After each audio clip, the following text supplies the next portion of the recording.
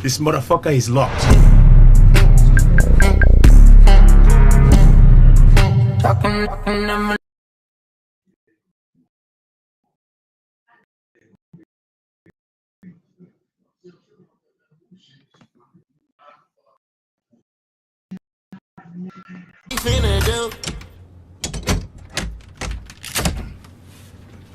This motherfucker is locked.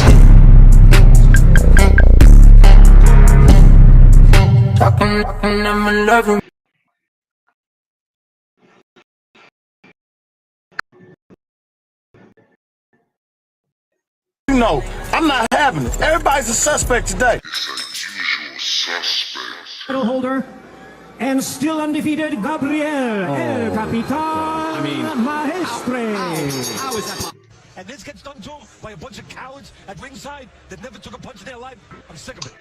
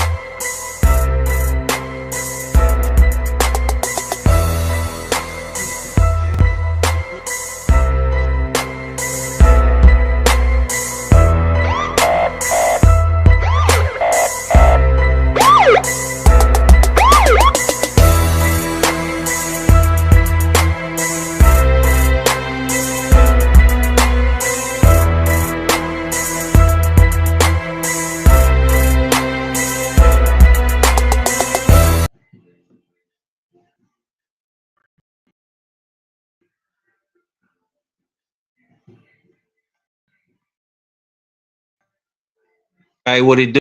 What it do? It's your boy 503. US6 Sundays back. Live. This is the podcast. Shout out to everybody out there today. And Sunday, man. Sunday 26. Supreme Beast. Boxing talk in the. Yeah, man. I hear you good, man. What's going down with it, man? Salute. Put it up on Impact Show. Top man. I wish weekend. What you do? Yeah, I'm saying, what did the weekend consist of? I'm saying, did you hit anything to do this weekend, man? Man, I spent this weekend all alone. My kids left to their grandparents. Damn. Shorty was gone. I was in the crib all by myself. Got some good meditation in and did a lot of relaxing. Watched the fights last night, but yeah, man, that's what I've been dealing with, man. You know. So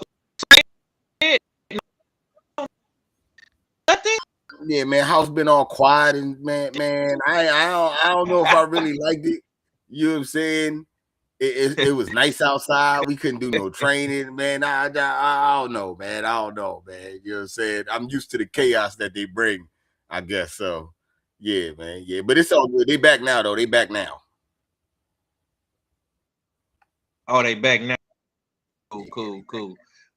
And, let's go though, bro. Serrano, man. Amanda Serrano, I wasn't able to make us moving around, but I was able to watch. But Amanda Serrano did win last. We talk about the play, but I do want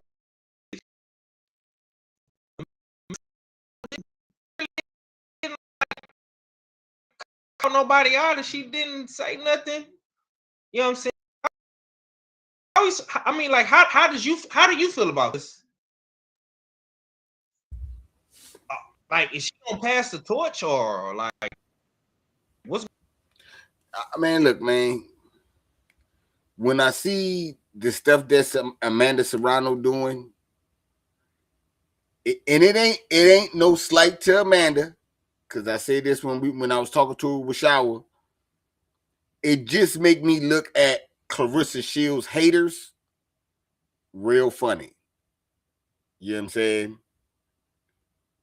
Because when you see how Claressa moving versus how everyone else moving, and what's she doing in the ring versus what everybody else doing in the ring, yeah, you know what I'm saying? You got to respect her mind when she says she the best out here.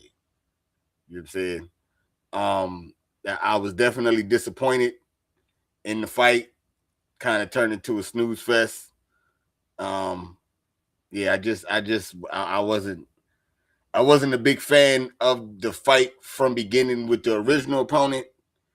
I wasn't a big fan of the replacement opponent because it was the first time for her with a lot of stuff, like being in the weight division and all that other stuff. And I wasn't impressed with the performance that Amanda put up. I wasn't, you know what I'm saying, all the way around. Not good grades. Not failing, but it's not good grades. Okay.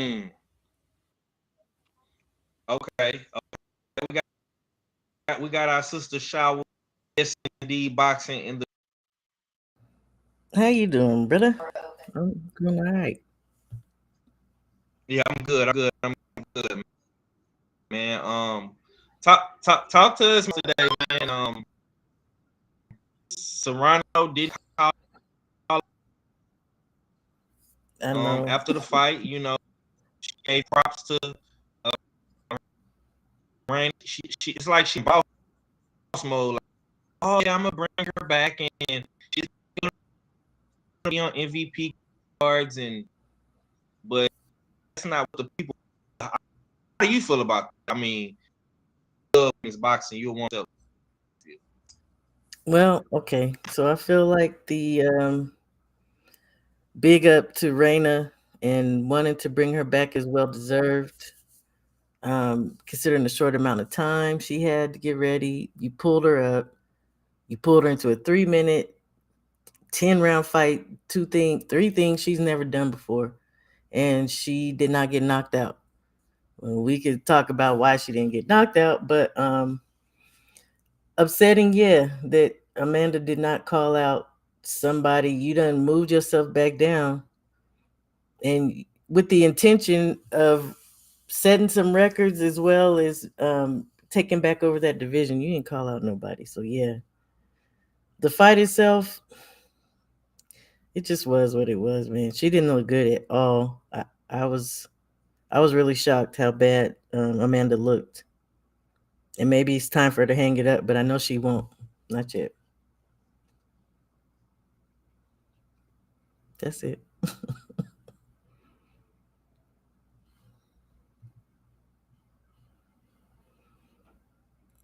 First look frozen. ballot. Yeah, Oh, Five, you froze up for a minute, Five. What you said? Yeah, I mean,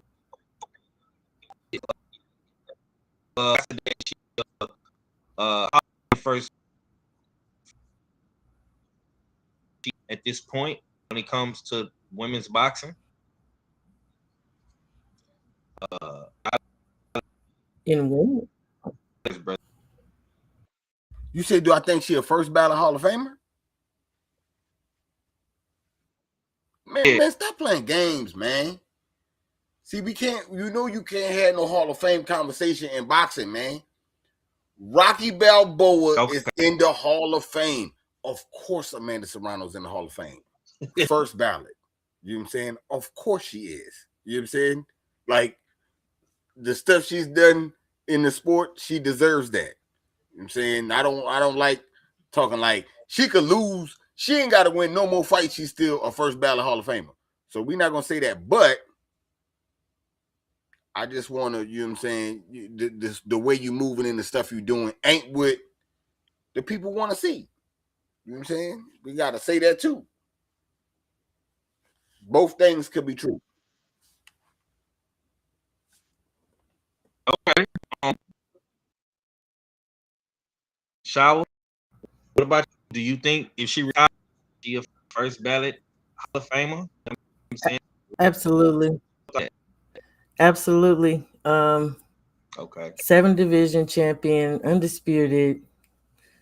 Another woman who's paved the way for women. And again, we're talking about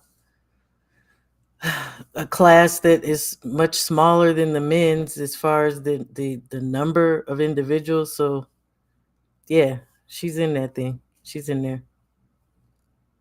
For me, without question. I don't see how she couldn't. And then to Red's point, if Rocky can make it, if Rocky making it, she in that thing.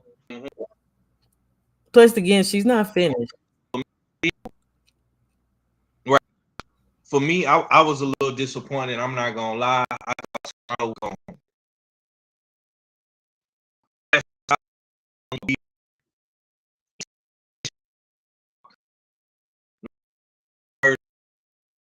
was tougher than what I guess a lot of people expected, including myself. But for sure, she's definitely. I mean, the work you can't that can't go unnoticed. You know what I'm saying? I got to salute to Serrano. Salute in the chat. Mac, stay ready. KG say 5. You think he say she washed up? Nah, bro. You said it was washed up. I didn't think you say trash right now. Can y'all hear me? It's choppy. Yeah, you chopped and screwed though. You is choppy though. You choppy. You know what I'm saying? I don't know if all of us is choppy coming out the thing, but I know that you're a little choppy. Man, this laptop just won't not let me be right. I'm probably gonna have to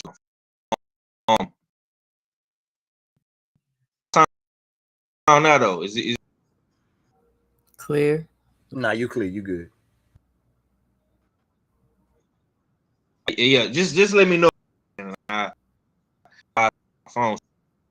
My bad, man.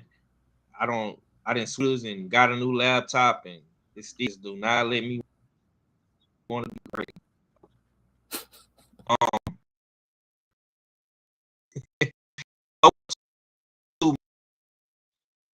AB Alicia Baumgart, she did it, and but Serrano say, is this the fight we next? Is Serrano fight that we next the most sense to you? So I initially said that they surely were going to fight, right? But according to some of my sources, it may be a fight we need and want, but it's really not likely. If Amanda's at 126, if AB is at 130, possibly about to go up to 35, it's not happening. It's not. I would love it, but I also would love to see Amanda fight Tierra Brown while she down there, and we would want to see AB move up and fight Clarissa Caroline. So and the rest of them ladies that said lightweight, because they're all, it's people there for AB. So I don't think so. So with Brown and Tierra Brown, Yeah, Tierra's right there for unification, right?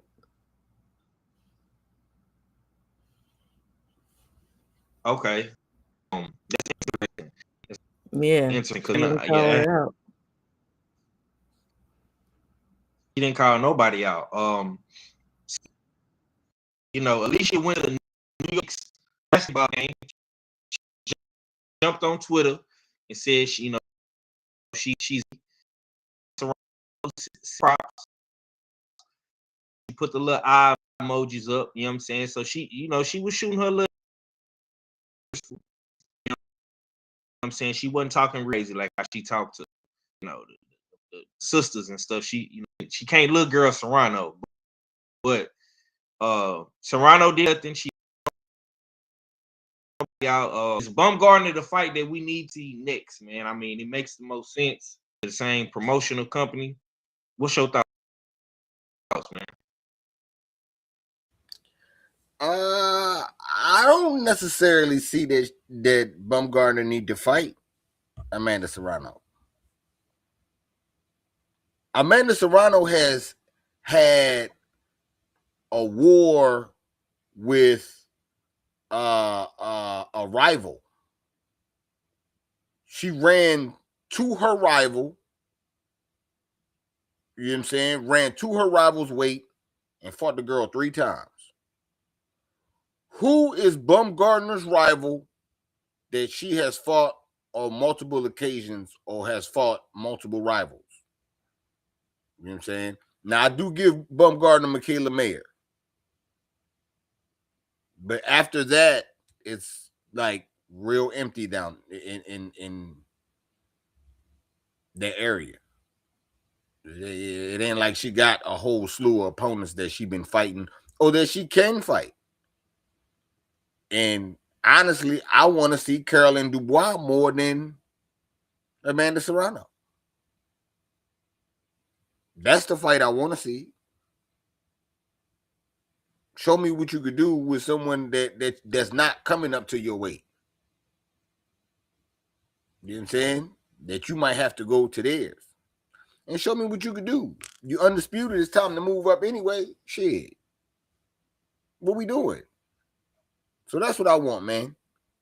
You know, that's what I want. I want that Caroline Dubois fight more than anything else.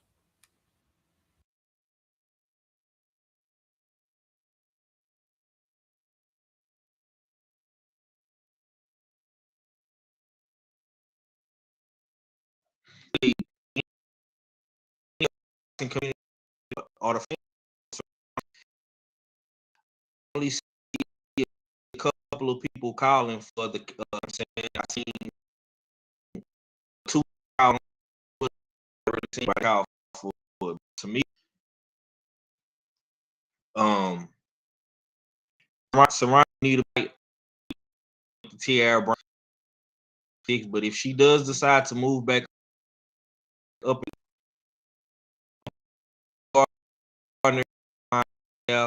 the fights that can be, and we definitely need to see fights. Okay, man. I'll move along. Who do y'all think, right? man, who's the bigger mainstream star? Is it Claressa Shields or is it Serrano? Get down, like if you feel like, you know, who's bigger. I'm very interested in what I say about this one. Who you got for the star? In boxing. Strictly in boxing. Yeah. Ugh. Okay, look, this is gonna be complicated. I'm still gonna say Claressa, but it is also because of what's happening with her outside of boxing. Because now more than ever, I'm seeing women and people in general talking about her, trying to talk boxing, and it's because of her whole situation outside of boxing. Amanda, no, it's Claressa without question. And people, I think, are going to even start tuning in, and maybe women more so because of Claressa and her whole situation. Okay. The panel, he's officially in here. We got legit science. What's going on with it all? What it do, what you saying, what a born, it's your favorite, yet your most hated R fella. Pull up as usual suspect Sundays. Smash that like button, share that stream. Damn right, it's a usual suspect thing. Salute to the chat. Salute to everybody up on the panel, Queen Shower, Cadillac Red, of course, the Texas Dripper, the H-Town hard hitter, 503 line salute. Apologies for the tardiness. Like yourself, I was having issues. I got my older laptop up. I usually when I got my older laptop up, it means that I've been working on some editing and some things. But when it comes to this older laptop, it ain't good with the live streaming and shit. You know what I mean? So I was trying to get it, trying to work something on here with the laptop and the live stream, but it just wasn't working out. So you know what I mean? I'm on the phone, had to pull up. You know what I mean? And grace the usual suspect Sundays platform, and I'm here. You know, digging. It was I feel y'all. I was kind of the last night of boxing to me was kind of ho hum. You yourself 503, you've been alluding and you've been asking the question numerous times, is Amanda Serrano the face of ladies boxing or female boxing? And I think after the performance we saw last night, you've answered your own question. You know what I mean? I particularly wasn't impressed with her performance, though it was a win, a work woman type of style of win, so to speak. But to say that she's respectfully a pound for pound top fighter at this juncture, I think that's reaching. I think Amanda Serrano's a great fighter, a first ballot Hall of Fame fighter, most definitely. But is she a pound for pound top fighter, the face of female boxing right now? Hell to the nah. Hell to the nah. Because if she was, she wouldn't be sitting up there on the zone when your boy Jake Paul and MVP got a contract with Netflix. Faces of boxing go on Netflix. But I digress.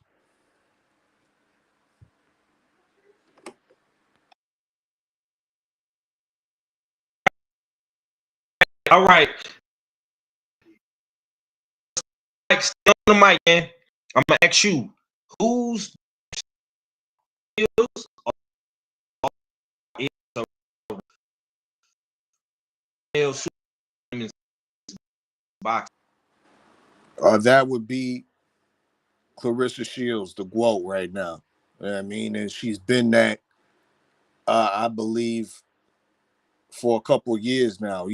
Might even argue even longer than that. Amanda Serrano has been, I would say, she's been helped, assisted, along with great numbers by being put in a position to get great viewership. Being on Netflix is going to definitely help that cause. Being propped up on huge undercards, such as a Jake Paul undercard, whether it was Mike Tyson or whatever, will definitely help your numbers and help the notoriety and eyes on your craft. But at the end of the day, I don't believe Amanda Serrano is talked about, is discussed, is argued about as much as Claressa Shields is in the fabric of boxing. You know what I mean?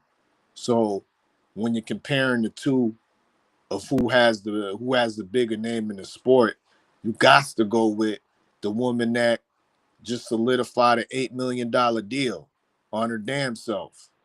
You got to go with the woman that's out here, you know what I mean, selling out Little Caesars Arena with to me a small potato promoter in Salida Promotions. So with all that being said, we also have to identify the fact that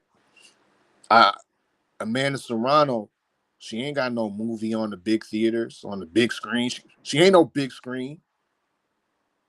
The GOAT is. The GOAT got the popular or known partner in Pat Poose, so to speak. So to further what the Queen Shaba was saying about what Claressa got going on outside of boxing, that adds to her star power. That adds to the bigness of her name. So yeah, I can confidently say that Claressa Shields is if you want to identify a face of the female boxing, it's her.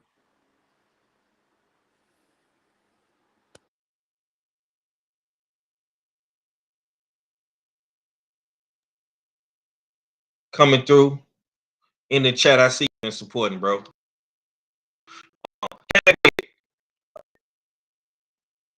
Same question, man. Bigger mainstream star, man. Is it Claressa? Is no comparison, man.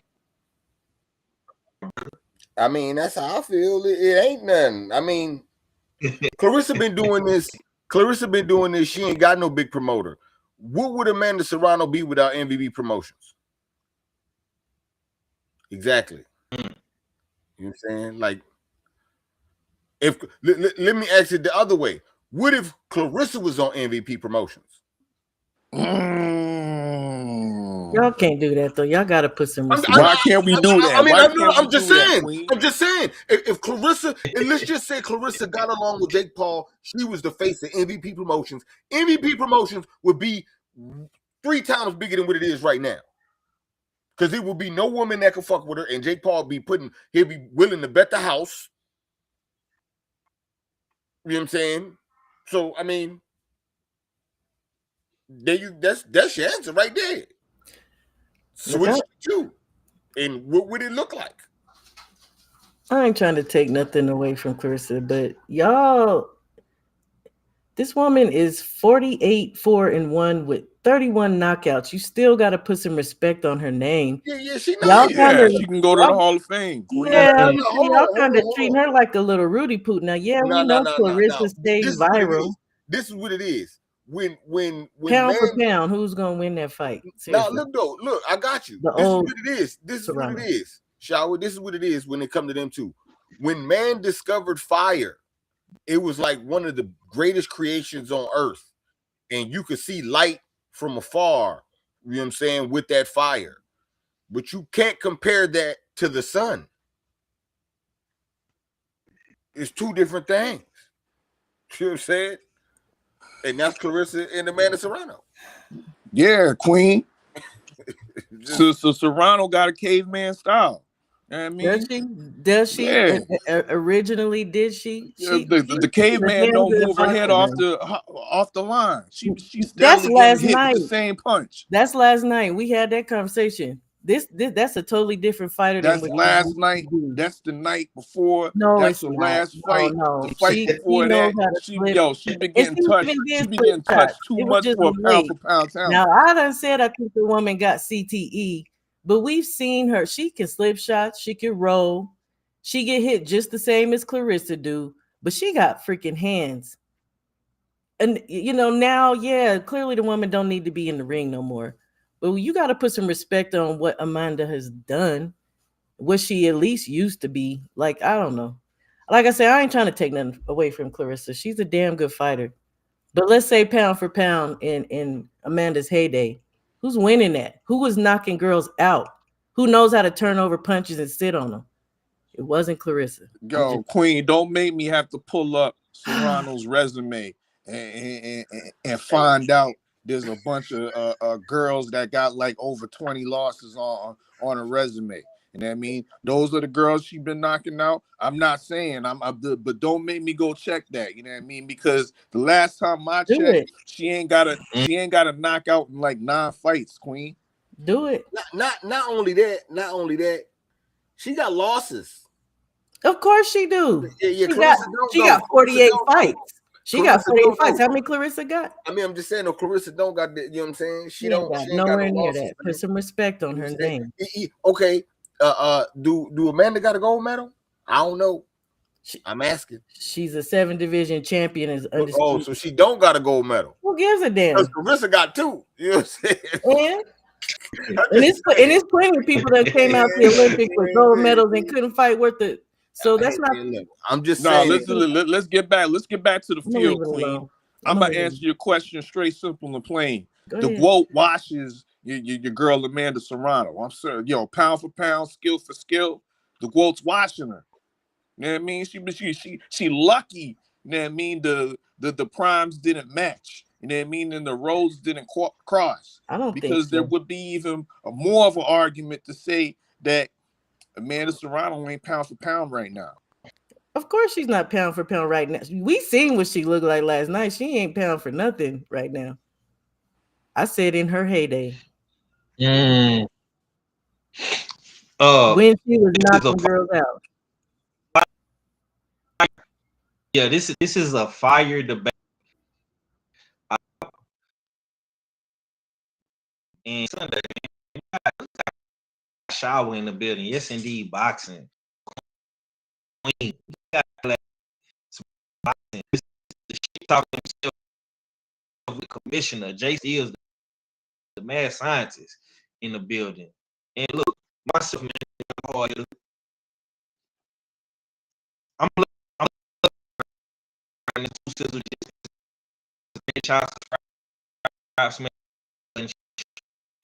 y'all already know it's the usual suspect.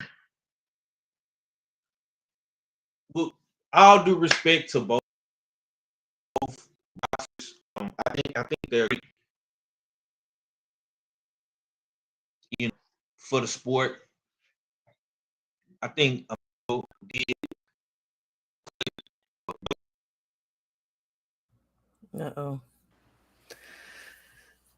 Okay. You know what I mean? Make sure y'all smash that like button.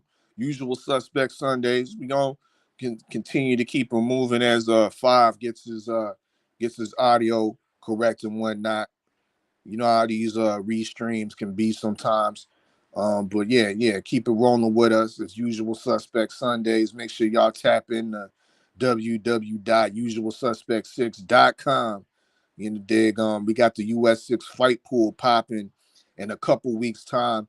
You know what I mean? For more information on joining the illest fight pool league, just visit the website. You know what I mean? And more information will be posted there.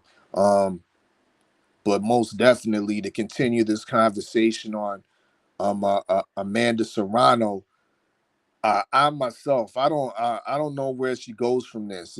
I was hearing y'all earlier saying that she ain't particularly called nobody out.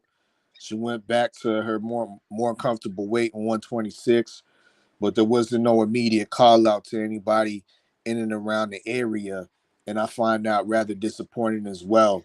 Is that symbolism for her gracefully bowing out of the sport? Possibly, but we'll see. I think we got 5 back in the building.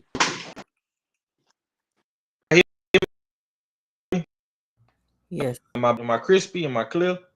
you crispy. Okay, yeah, Yeah. man. This Wi-Fi is not lit. Yeah, this Wi-Fi is not lit up. Like I said, man, I think both women are great for the sport. Claressa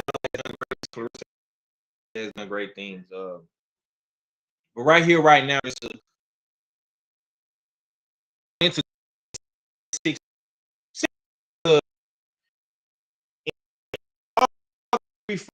Rhino views and all that traction.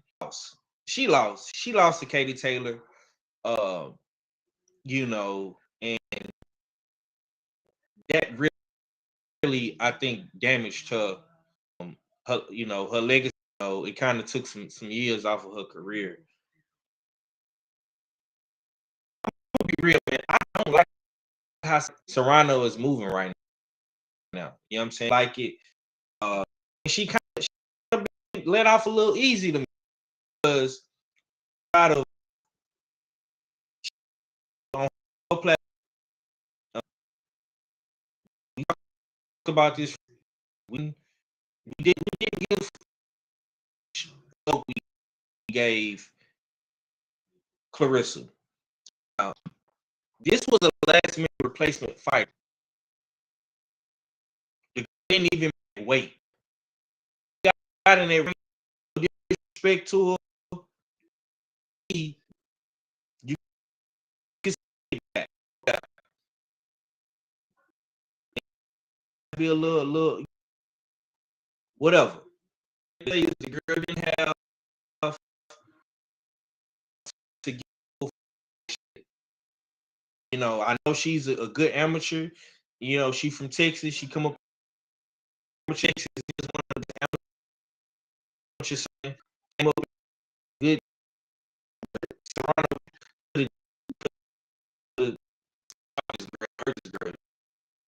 She, I say this, man. You breaking up. I think that right here, I'm breaking up again. Yeah, a Mic little check. I'm bit. Go breaking ahead. up. Yeah, a little bit. Go ahead. Yeah, I think Shields is the big fighter right here, right now. That's all I'll say. I'm ready to switch to my to my it's fucking okay. We got speaking of she been with fit on, you know what I'm saying? We got a great back up and, doing um in the community, you know what I'm saying, with the culture and whatnot. But it seems like people enjoy going there back and forth. Individuals, Papoose, Claressa is involved, and you know this got the boxing community in the uproar. Red, how do you feel about this Claressa Shields and 50 Cent beef? Is this real tension or is this social theatrics and theater, man? How do you feel? I don't know, man. I don't be giving a fuck about nothing that 50 Cent do, man. 50 a goofy, man. And he don't be telling the whole truth. He be telling half the truth. You know what I'm saying?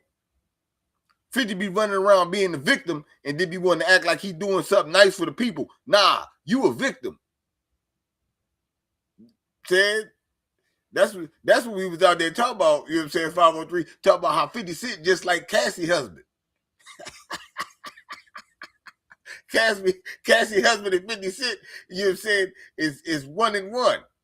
And he act just like that. Get all feminine and arguing with women and shit all online, man. You know what I'm saying? Don't man, leave people alone, man. Go do something with yourself. You know what I'm saying? Go do another power or something. Go make another drug show. Something you're good at. You know what I'm saying? Get the hell out of here with that bullshit. I mean, just not. I don't really like nothing that 50 be doing, man. He be moving like a weirdo. So, and you never know if he really trolling, if he trying to troll somebody else, or if he trying to blow you up with the trolling, because he do a lot of that shit too.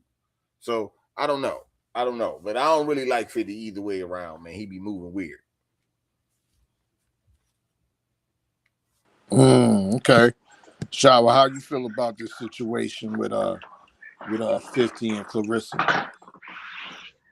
I ain't a fan of 50 either. I ain't gonna lie though. This stuff be hilarious. I ain't with the demon time crap though, but I feel like 50 probably been wanting to do this. And why he woke up New Year's and decided to do, I don't know. But shout out to Papoose for trying to come in a little bit and stick up for his lady or, whatever they got going on. Because 50's nasty, man. I don't feel no way about it. I kind of chuckle, but it's disrespectful. But we talking about 50, so. Yeah. So do you feel like it's real tension or is it like just social media theatrics? Oh, let me say this.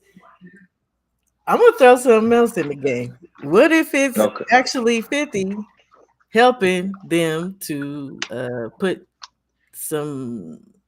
Well, he ain't bringing Franchon into it, but what if he's trying to help promote her a little bit more, up her star, her name a little bit more? Because I did hear maybe them tickets ain't doing what they supposed to do. I'm just saying maybe that could be it. I ain't trying to throw salt out there. I'm just saying it could be. We know you be throwing a little shade. It's cool. But I'll let you know when I do for real. It may be a method to the madness because I thought I heard that they was actually cool, him and Clarissa. So it may be a method. Okay. Fella, what say you, man? This is in your backyard. This is going down in Detroit. February the 22nd, man. 50 Cent though. He been on a full court press with Papoose and Clarissa, man. Is this real tension or is this social media theater, man? Is this theatrics from Fifth? How you feel, bro?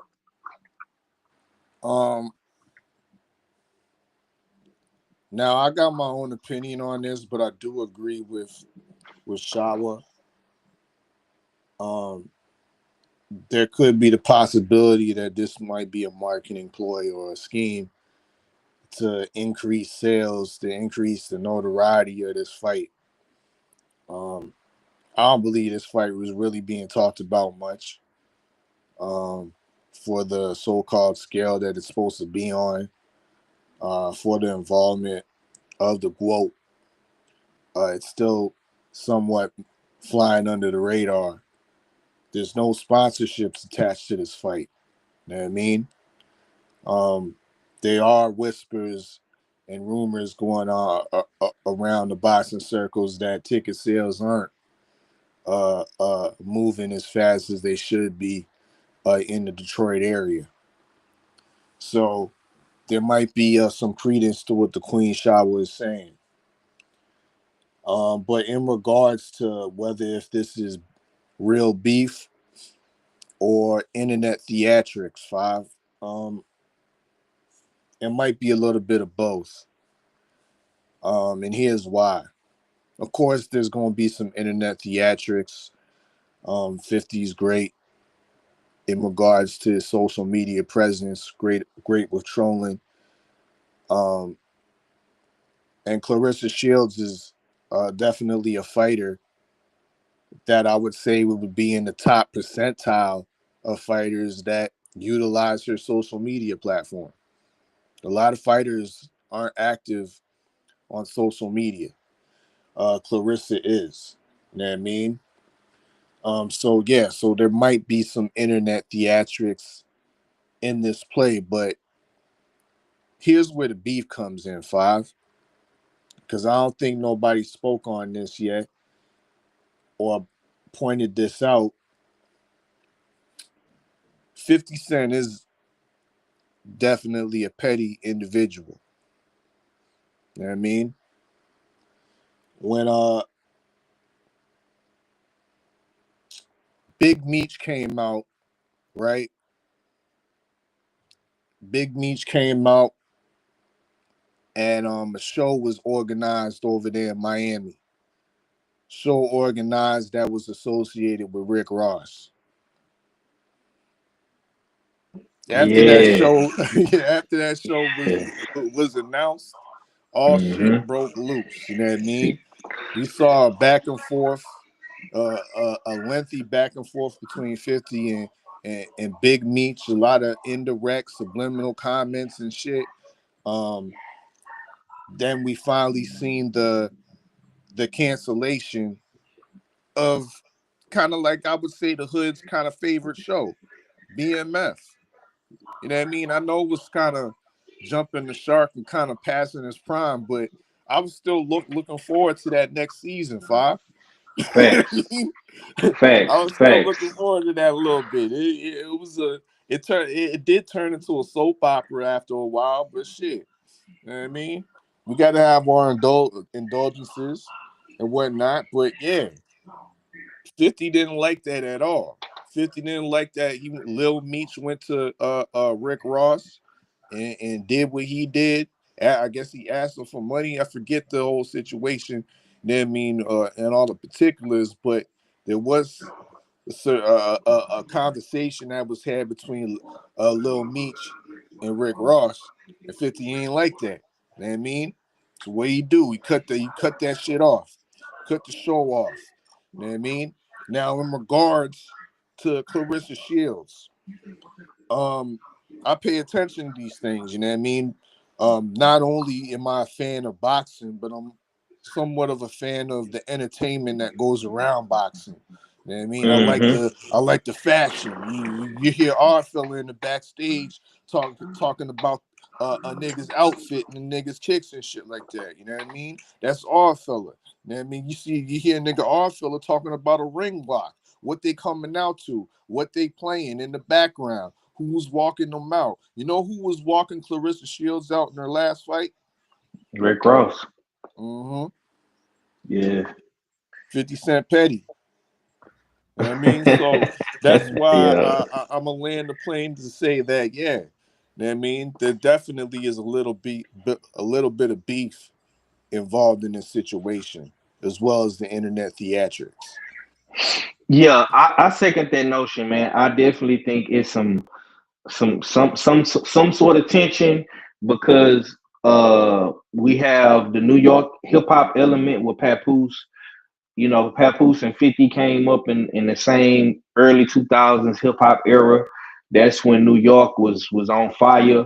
You know, you had your 50s, your Jay-Z's, your Bad Boys, your Murder Incs. You know, Papoose, he wasn't as big as, you know, those guys, but, you know, Papoose was definitely in the mix. So, yeah. And, of course, Claressa coming out with Rick Ross in her last fight don't make it no better.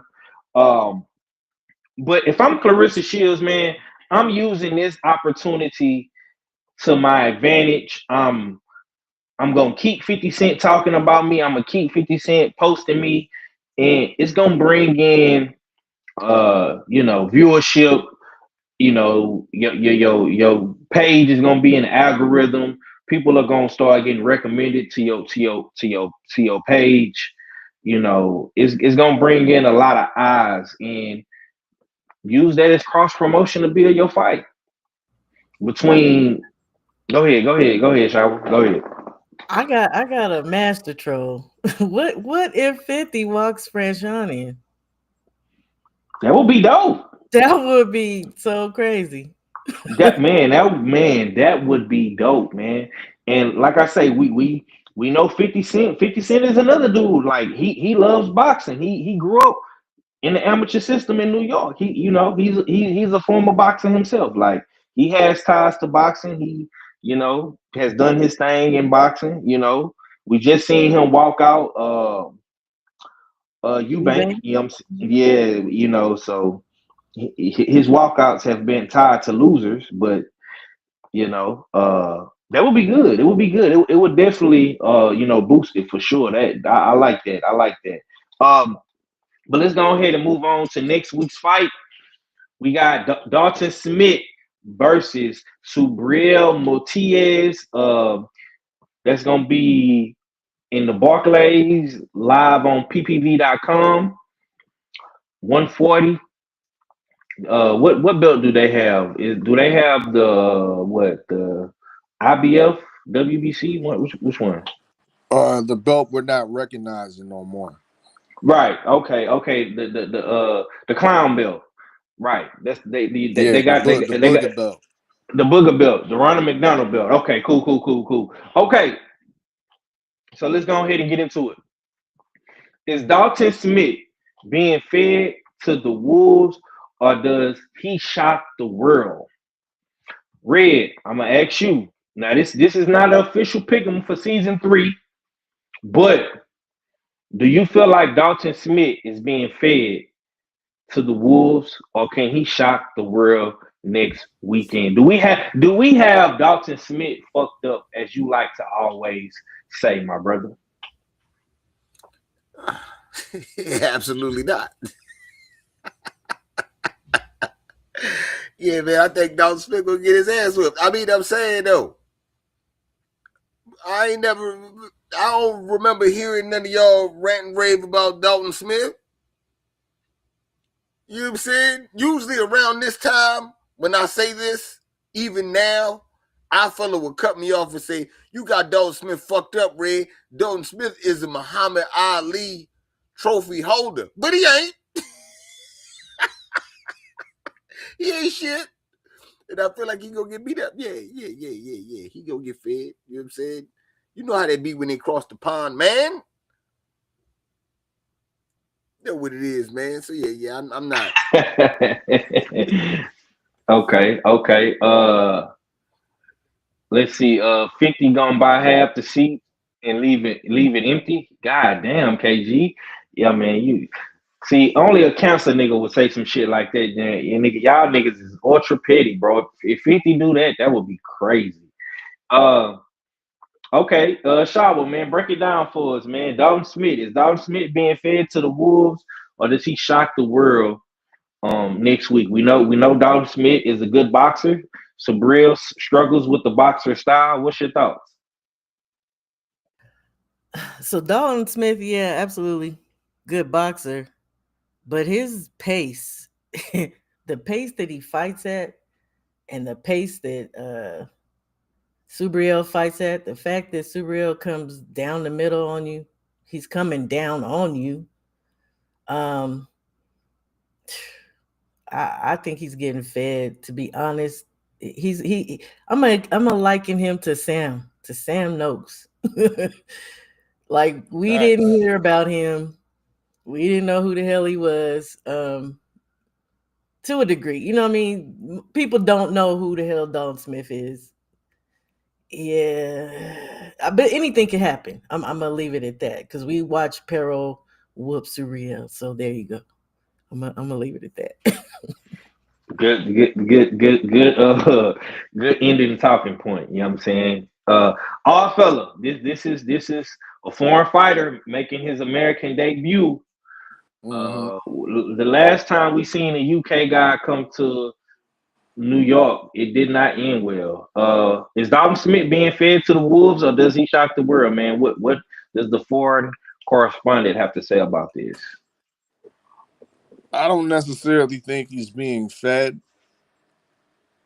However, they could have been a little bit more selective um, in Dalton's next opponent. Meaning, I think out of the champions that are currently at 140, he would definitely have more of a winning shot against a style like Richardson Hitchens.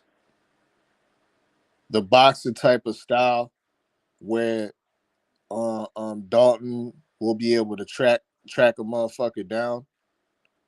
That might suit him better. Hitchens don't have the biggest of punching power as well. Now with Matias, you're dealing with a fighter that's trying to come forward on you, that throws a lot of punches, that has a high amount of determination and drive. So there's similarities in the two, but where where their styles are similar, I think Matias' style has been tested on the higher level. We can't shit on and sleep on what Dalton Smith's been able to do. I mean, he did beat O'Hara Davies. We know about O'Hara Davies. I think he stopped O'Hara Davies. He also stopped Jose Zepeda. So that was a good victory for him. We also know that Adam Nazim was supposed to be a huge domestic fight over there in the UK, but Adam Shalom and Adam Nazim outwardly and actively ducked that fight from Dalton Smith. Because like I said, Dalton Smith likes to go in there and track motherfuckers down. You know what I mean? And put them paws on him. So that would have been another favorable type of fight for Dalton Smith, but he ain't getting that. So he is being fed in a certain sense, but I think he's Oh, going. hold on, real quick. The homie in the chat, and salute to you, bro, for engaging. He says that he heard from a fan in Yorkshire, England, saying Dalton needs to have surgery on his hands and he may retire at 30. Does Dalton Smith have a hand problem? Have you heard anything about that? No, that's news to me. I ain't never Yeah, heard me that. too. Okay. Yeah, if that's the case, yeah, he don't want to be coming in with no hand problems against a guy like Matias, because he gonna need all the pop he can muster to keep Matias off of him and shit. You ain't lying. You ain't lying. So, You ain't lying, man. um, Oh, I think once again their styles are gonna definitely make for an entertaining fight. I just think Matias will, at the end of the day, at the end of the night, have a little bit too much for him. okay. Oh man, we got a full pack stacked up panel now, man. My brother KG has entered the panel and he's not in the chat no more. So salute to my big bro, the good doctor, for pulling up on us, man. KG, man, how your first Sunday of 2026 going, my guy? Oh man, what's going on, Is Chad? my What's going on, everybody? is my audio still trash? Cake ass No, nigga. no, no. You sound better now. Maybe I had to pull up. That's probably what it is. You know what I'm saying? Because you Okay. sound crystal clear now. But I don't know. Maybe I'm hearing what everybody else is hearing. Because on the outside, like I said, everybody else is sounding clear, and I'm hearing everybody answer your questions. But at the same time, I'm hearing you choppy out there. So I was like, what? Well, at least the panel can hear you. You know what I'm saying? So, but first Sunday, you know what I'm saying? I'm just getting back to the crib from the airport, from picking baby girl up. You know what I'm saying, from her winter vacation on the West Coast. You know what I'm saying? And Sitting back, you know what I'm saying? I was riding back on the highway listening to y'all and shit. So other than that, man, I'm just here, man. Everything is everything, man. That's what it's gonna be every day until I say otherwise. All right, man. Okay, let's ask you, brother. If Matias wins, man, who should he be forced to fight next?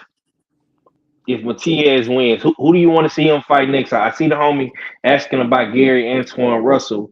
Who would you want to see Matias fight next if he win, big bro? That's a good name, but I don't like what you said in the beginning. Why should anybody be forced?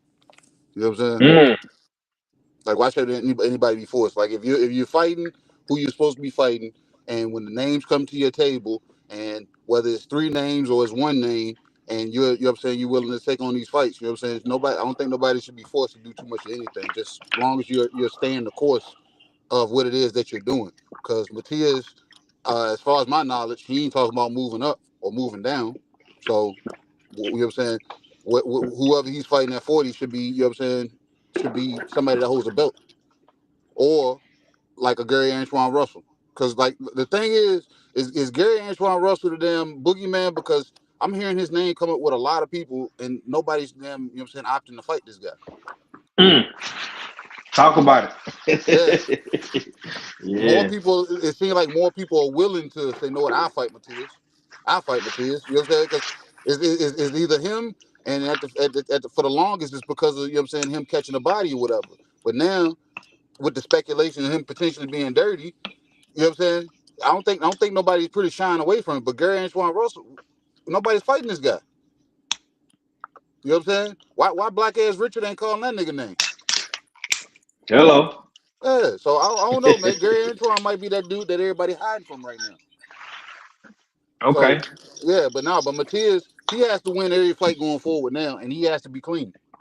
Like I said, long as he's clean and long as he's winning, like I said, he's gonna have to damn, you know what I'm saying, restamp his damn self into the game, and hopefully he's sharpened up coming across damn actual boxers with real jabs.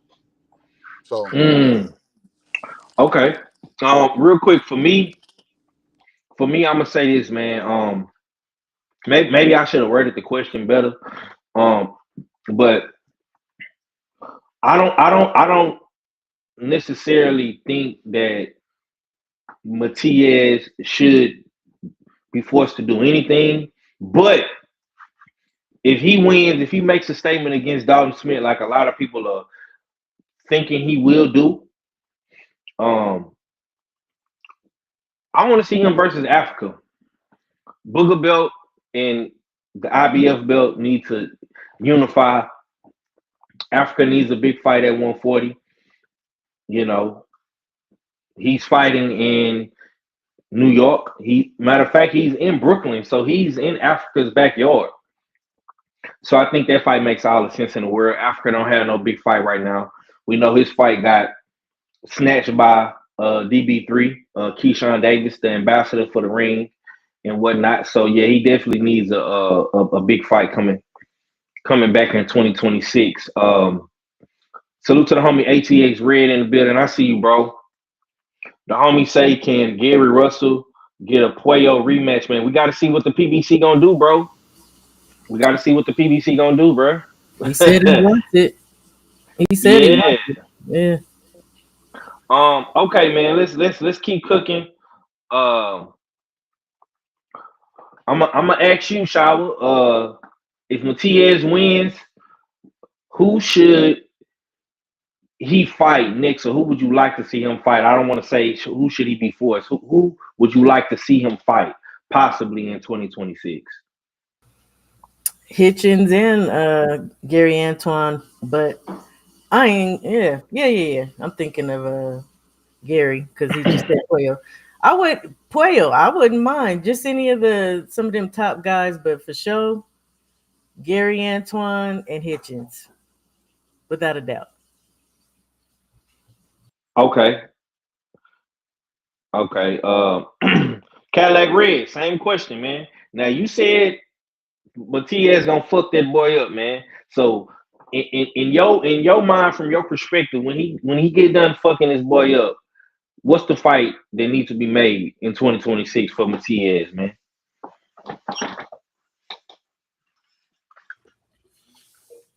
I want to see I want to see him fight like everybody else.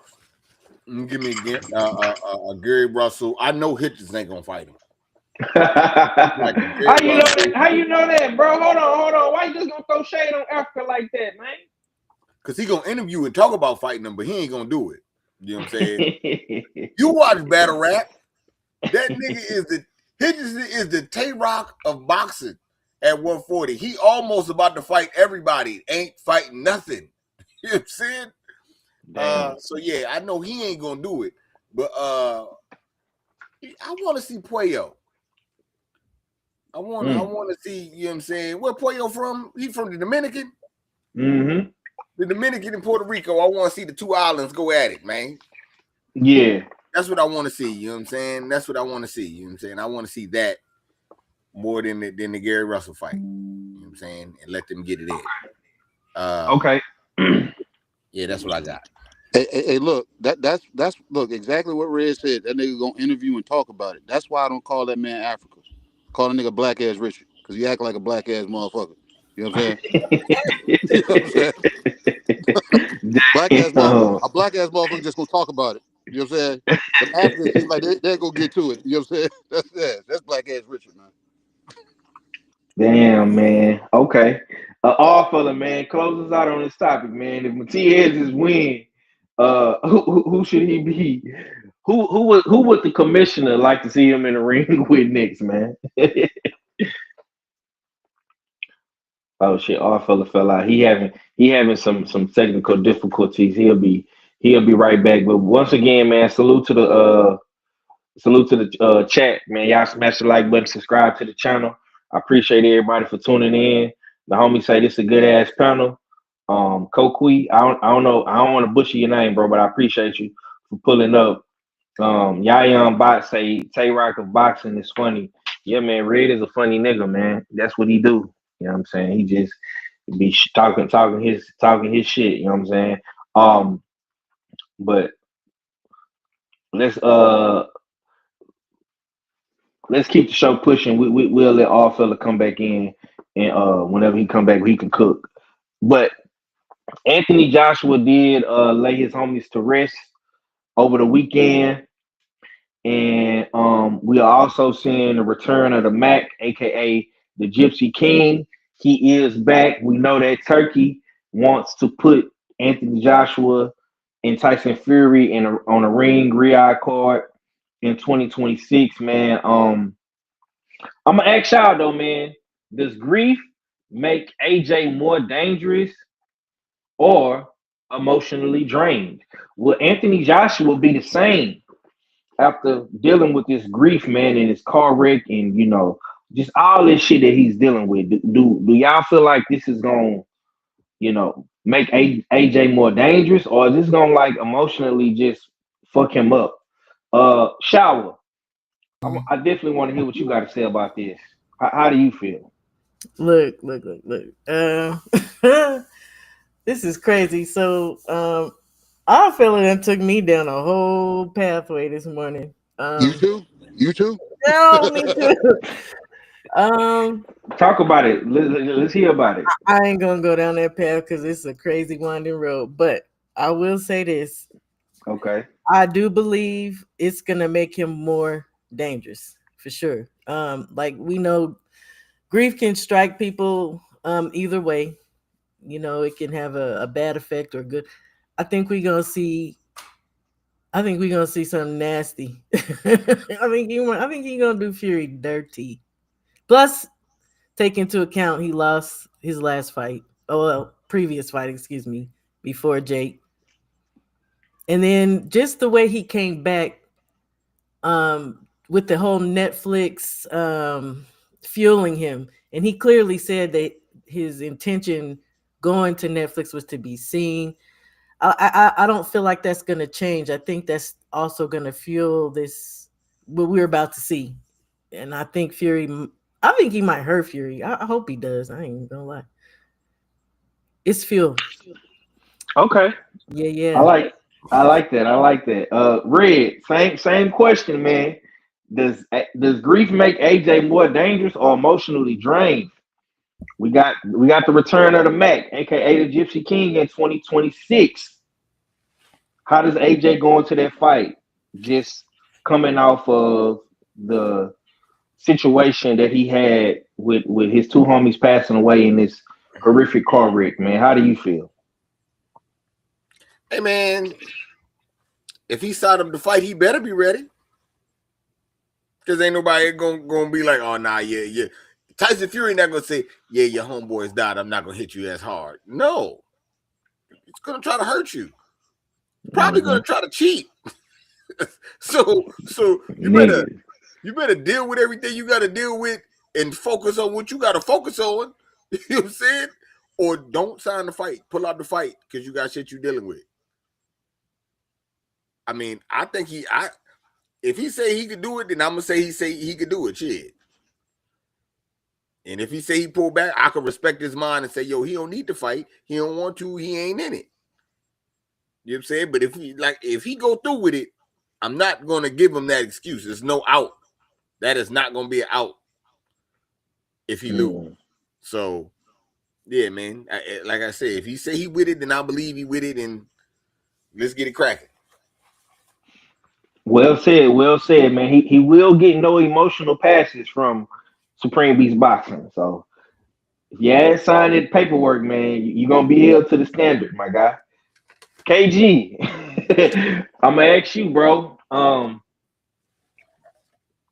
Does this situation that AJ is dealing with now, does this make him more dangerous? Does this grief make him more dangerous, or will it emotionally drain him with the return of the Mac, aka Gypsy, the Gypsy King, Tyson Fury in 2026? How do you feel about it, bro?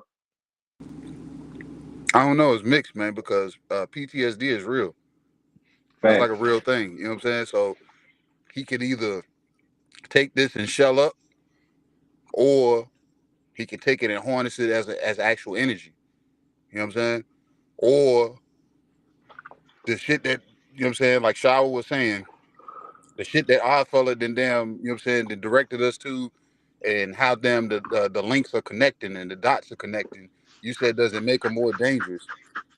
AJ might be more dangerous in the business damn room if what our fella is saying is to be true, goddammit, because that, you know what I'm saying, it's gonna be some damn like snapping of fingers and shit just gonna move at certain points if that's the case. You know what I'm saying? Yeah, but no, he's gonna have to if like Red said, if he signs a contract, he's gonna have to. And the thing about it, Tyson Fury is the type of fighter that'll play on those heartstrings. He'll make that fight ugly on purpose. And if the fight gets too ugly, the fans are not gonna like it. And then AJ is gonna get frustrated. And then Tyson will be whispering in his ear certain shit. Like you know what I'm saying? It's a psychological thing with Tyson Fury. So he could be good all the way up until until they get into the ring. And then once that first clinch occurs, Tyson Fury might say something to him, and motherfucker just jumps off the ledge from there. So it falls on, you know what I'm saying, how AJ is able to stomach, you know what I'm saying, what happened, and if he's at terms with actually happened. You know what I'm saying? So have it spun, and I'm hearing crazy stories. You know what I'm saying? So have it spun, and whatever to be true, whether he in on it or if he's feeling it, like I said, we won't know. And I can't answer. That's kind of hard because people damn respond differently to death. You know what I'm saying? So who knows, Five? And then like we're saying, this happened right next to him. You know what I'm saying? This happened right next to him. So we don't know how distraught and how you know what I'm saying. Even if he's thinking about fighting, but like Red said, if he signed that contract, then yeah, nigga, you still trying to fight. So you better show up to fucking fight. Okay, man. Let's hear from the man himself, man. He got a lot of conspiracies going on, man. All fella, man. Does grief make AJ more dangerous, or would he be emotionally drained in 2026 with the return of the Gypsy King, the Mac? How do you feel about all this, my brother? Because your name has been mentioned in two segments from Shawa and KG. So, what you got? Yeah, because I'm not totally convinced on all the details that have been revealed pertaining to this car accident with AJ. Um, I don't know if PTSD is going to come into play with AJ because once again I'm skeptical that he was even in the car crash. When you're in the car crash and the way the wreckage looked, the way the vehicle looked, it's baffling that the man was able to get taken from the car and didn't have a scratch on him, though the man was down to his Under Armour skimpies. Didn't have nothing on him but some Under Armour skimpies. Okay, Oh my God, boy! no, They boy no, when I no, cl- no, when I no cl- scratches. when I No, clip this off, fella, they gonna come for you, bro. no, I'm no, tell no, I'm no telling you. fragments of glass. Know what I mean? Oh my Um, God. you in a Lexus 5. You in a Lexus Jeep.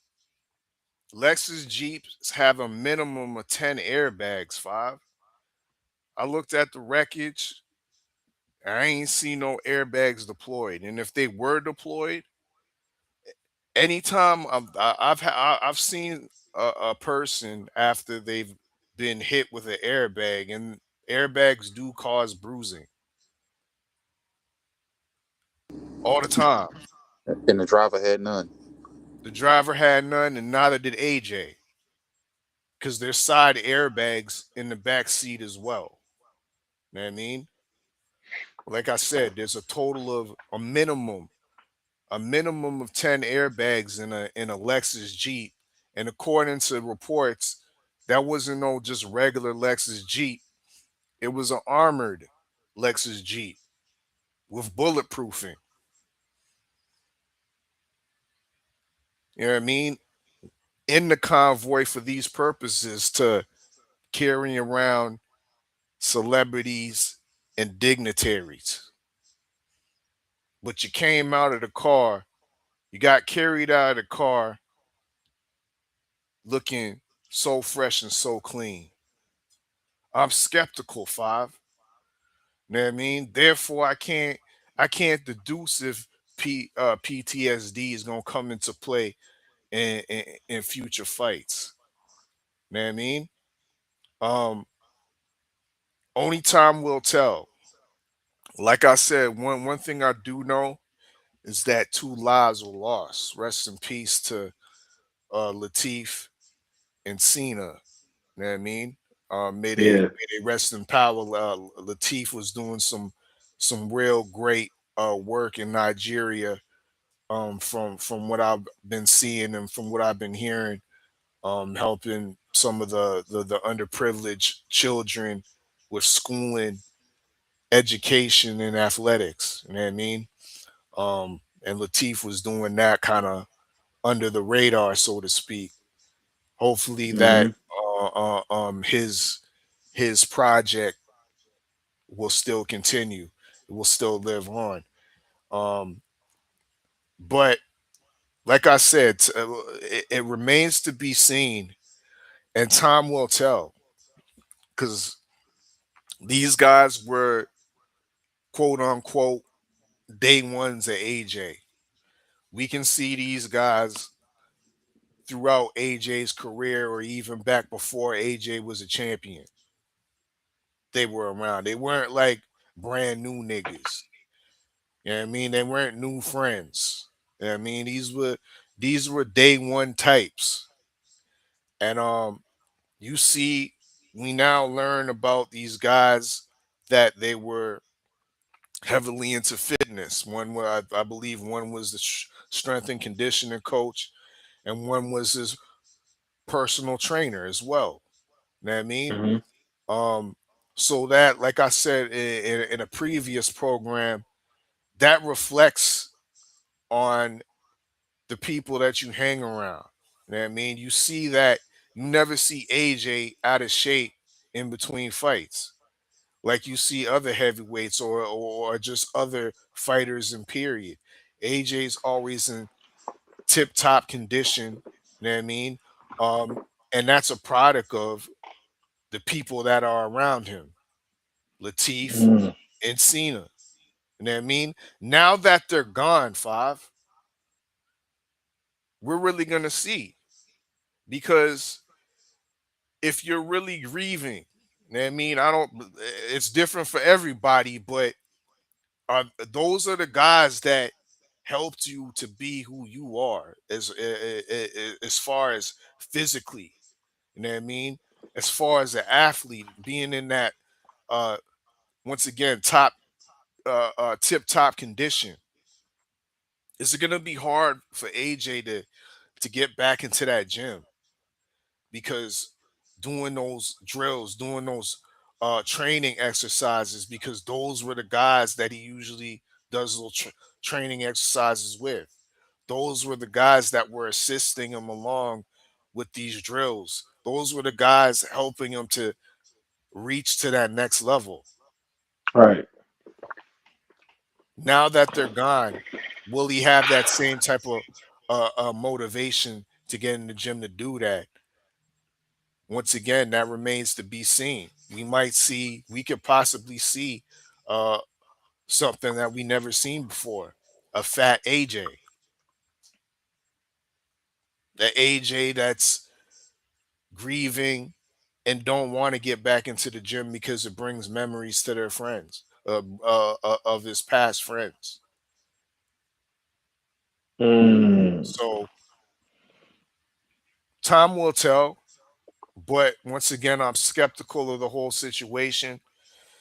Um, and I think it was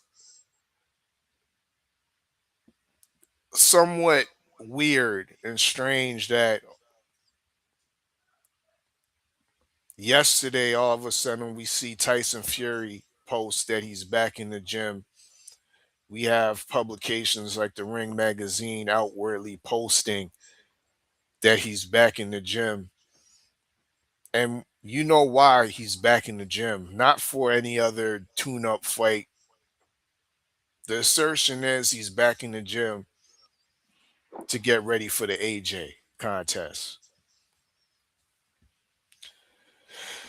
When and if that AJ Tyson Fury contest happens, it's now it's not only a UK level fight, it's now a worldwide international fight. It's now a fight that American fight fans will take interest to as well, because of AJ's newfound American notoriety. Land the plane. Yeah, I'm not gonna jump into the conspiracy because it's still an open investigation. Um, and we're gonna see how all this shit play out. You know what I'm saying? I've been seeing updates about it, and I'ma just wait till all the information come out, and we can build on it once everything is everything. But yeah, grief is hard, man. Grief is hard. Everybody grieves differently. We've all everybody on this panel has lost a loved one or a friend at some point in their life. So, a family member or whatever the case may be. I honestly think that AJ is going to be somewhat emotionally drained. Um, I honestly, and all fella really kind of, you know, hit it for me because, these were the guys that you train with, bro. Like, you pretty much seen these dudes every day in count. And all of them was in, tip top shape, swole, all that good stuff. Six pack, triceps, biceps, lats, chest, everything. You know what I'm saying? So I honestly, I don't know, man. I don't know. Everybody grieves differently. He might be motivated. He might not. You know what I'm saying? But I think right here, right now, just looking at AJ at that funeral yesterday, he looked shell shocked to me. So and you got big sloppy jalopy, Tyson Fury back training. Man, the timing of this shit is really fucked up. It couldn't come at a worse time, you know. But RIP to Latifah and Cena, man. We gonna leave it at that, man. Okay, let's keep usual suspect 6 Sunday cooking. I'm gonna ask y'all, man. Is Shakur Stevenson only the B side to Shakur and Devin? Now it's been said amongst these YouTube streets that Shakur Stevenson is the B side to Teofimo Lopez, and I did a deep dive research about this, and I just disagree. I disagree. I feel like Shakur is not the B side to anybody outside of Devin Haney and Tank. I made a video about it, and I'll just say this: the reason why I feel like Shakur is not the B side to Tio is because Shakur has been a more consistent headliner than Teofimo. He's done great numbers in the tri-state area in Newark. He's fought as well on the ring. I want to say that was the ring 4 card with William Cepeda. That fight was in Queens. They sold great tickets, did great numbers in that venue. Teofimo fought in Times Square with no fans. We know Teofimo does have the great win to Lomachenko, but that fight was in the COVID bubble with no fans. And this is what really done it for me. Teofimo has never fought in a big room. Teofimo has only fought in the Hula Hoop Theater, the basement, as some people like to say, in MSG. So I don't understand why people would say Teofimo is the A side in this fight. Yes, he has the accolades. He has the belts, the ring belt and the WBO belt, but I feel like Shakur has held his own, for quite some time. Cadillac Red, how do you feel about this, man? Is Shakur Stevenson only the B side to a guy like Devin Haney and Tank Davis? I mean, am I wrong? I mean, how do you feel about this, Red? Well, I mean, let's see. Is he coming out last in his fight against Tio? He the challenger. So I don't. Yeah, he So he what the the fuck challenger. are you talking about then, nigga? That's B-side shit, nigga. You're a challenger. You know what I'm saying? He pulling up in the Dodge, nigga. He not no motherfucking A-side. I mean, I know that's your guy, and you would like to think he nice and all that. And I ain't saying he trash, but he's a B-side nigga. His next fight, he's coming out first because he on the B-side. You know what I'm saying? And when you fight and you challenging for some shit, you gonna be on the B-side. Now, if he was a super duper star and he had all the cachet like you try to make it sound, you know what I'm saying, and all this main events, and he did this and did that, then he would be the A side and challenging. Because I've seen niggas do that, but he's not. He's a B side. Hold on, Red. Didn't Devin come out first versus Brian? Was he the B side in that fight? I didn't say that Devin Haney's A side to every fucking body, nigga. You said this shit, nigga. Don't try to have me agree with some shit that you said. No, I didn't say that. Sometimes you challenge. Sometimes you the B side, nigga. Fuck is you talking about? You try to act like Shakur's the fucking star, and I'm over here like, damn. I mean, I got Shakur winning. I got Shakur. It's more Shakur fans. Yes, but he is a B-side nigga in this fight. And in a lot of fights where he fighting big names, he gonna be the B-side because he not there yet. He got great trajectory though. He on the way. But today ain't the day. And yeah, hold on. Give me some more names who he will be a B-side to outside of Tank and Devin. Ryan Garcia. Oh my god! And Ryan Garcia ain't even a champion. He ain't shit. And he will be coming out first, getting introduced first on KG's show. Fuck is you talking about, nigga? B-side nigga. I can't believe you try to act like this nigga some type of star. I'm not saying the nigga ain't nice, but you just try to, boy, if you don't get that nigga off that pedestal, stop playing out here in them streets, nigga. Go tell me A-side. So I'm just trying to figure it out. So since you walk out first, they make you the B-side. Hey man, yeah. When they introduce you first, you in the motherfucking blue corner and shit. Then come on, man. Stop playing games like you ain't never seen all this shit before. You know what it is. I mean, if you say so, bro. If you say so. What make a nigga the B-side? You tell me what make a nigga the B-side. I think what make a nigga the B-side is the money. Who's getting paid for more money? So you say it's the money. For sure. So that's the only thing that make you the B-side? That's what it come down to. And like I say, in certain situations, bro, every situation is different. I feel like if Shakur's getting paid more than this nigga, he's done way better numbers and ticket sales than this nigga. I don't give a fuck if he walk out first or whatever. I don't give a nigga. Devin Haney walked out first against Brian Norman, nigga, and he made way more than Brian Norman in that fight, nigga. He wasn't a B-side to Brian Norman. Shit. No, he wasn't. No, the fuck he wasn't. He just that was just the politics of the shit. But he wasn't a B-side to no fucking Brian Norman, bro. Cut it out. Shit, cut it out. Matter of fact, he was the B-side, and he was on the undercard, and he got paid the most on the card. Yeah. So what is we talking about?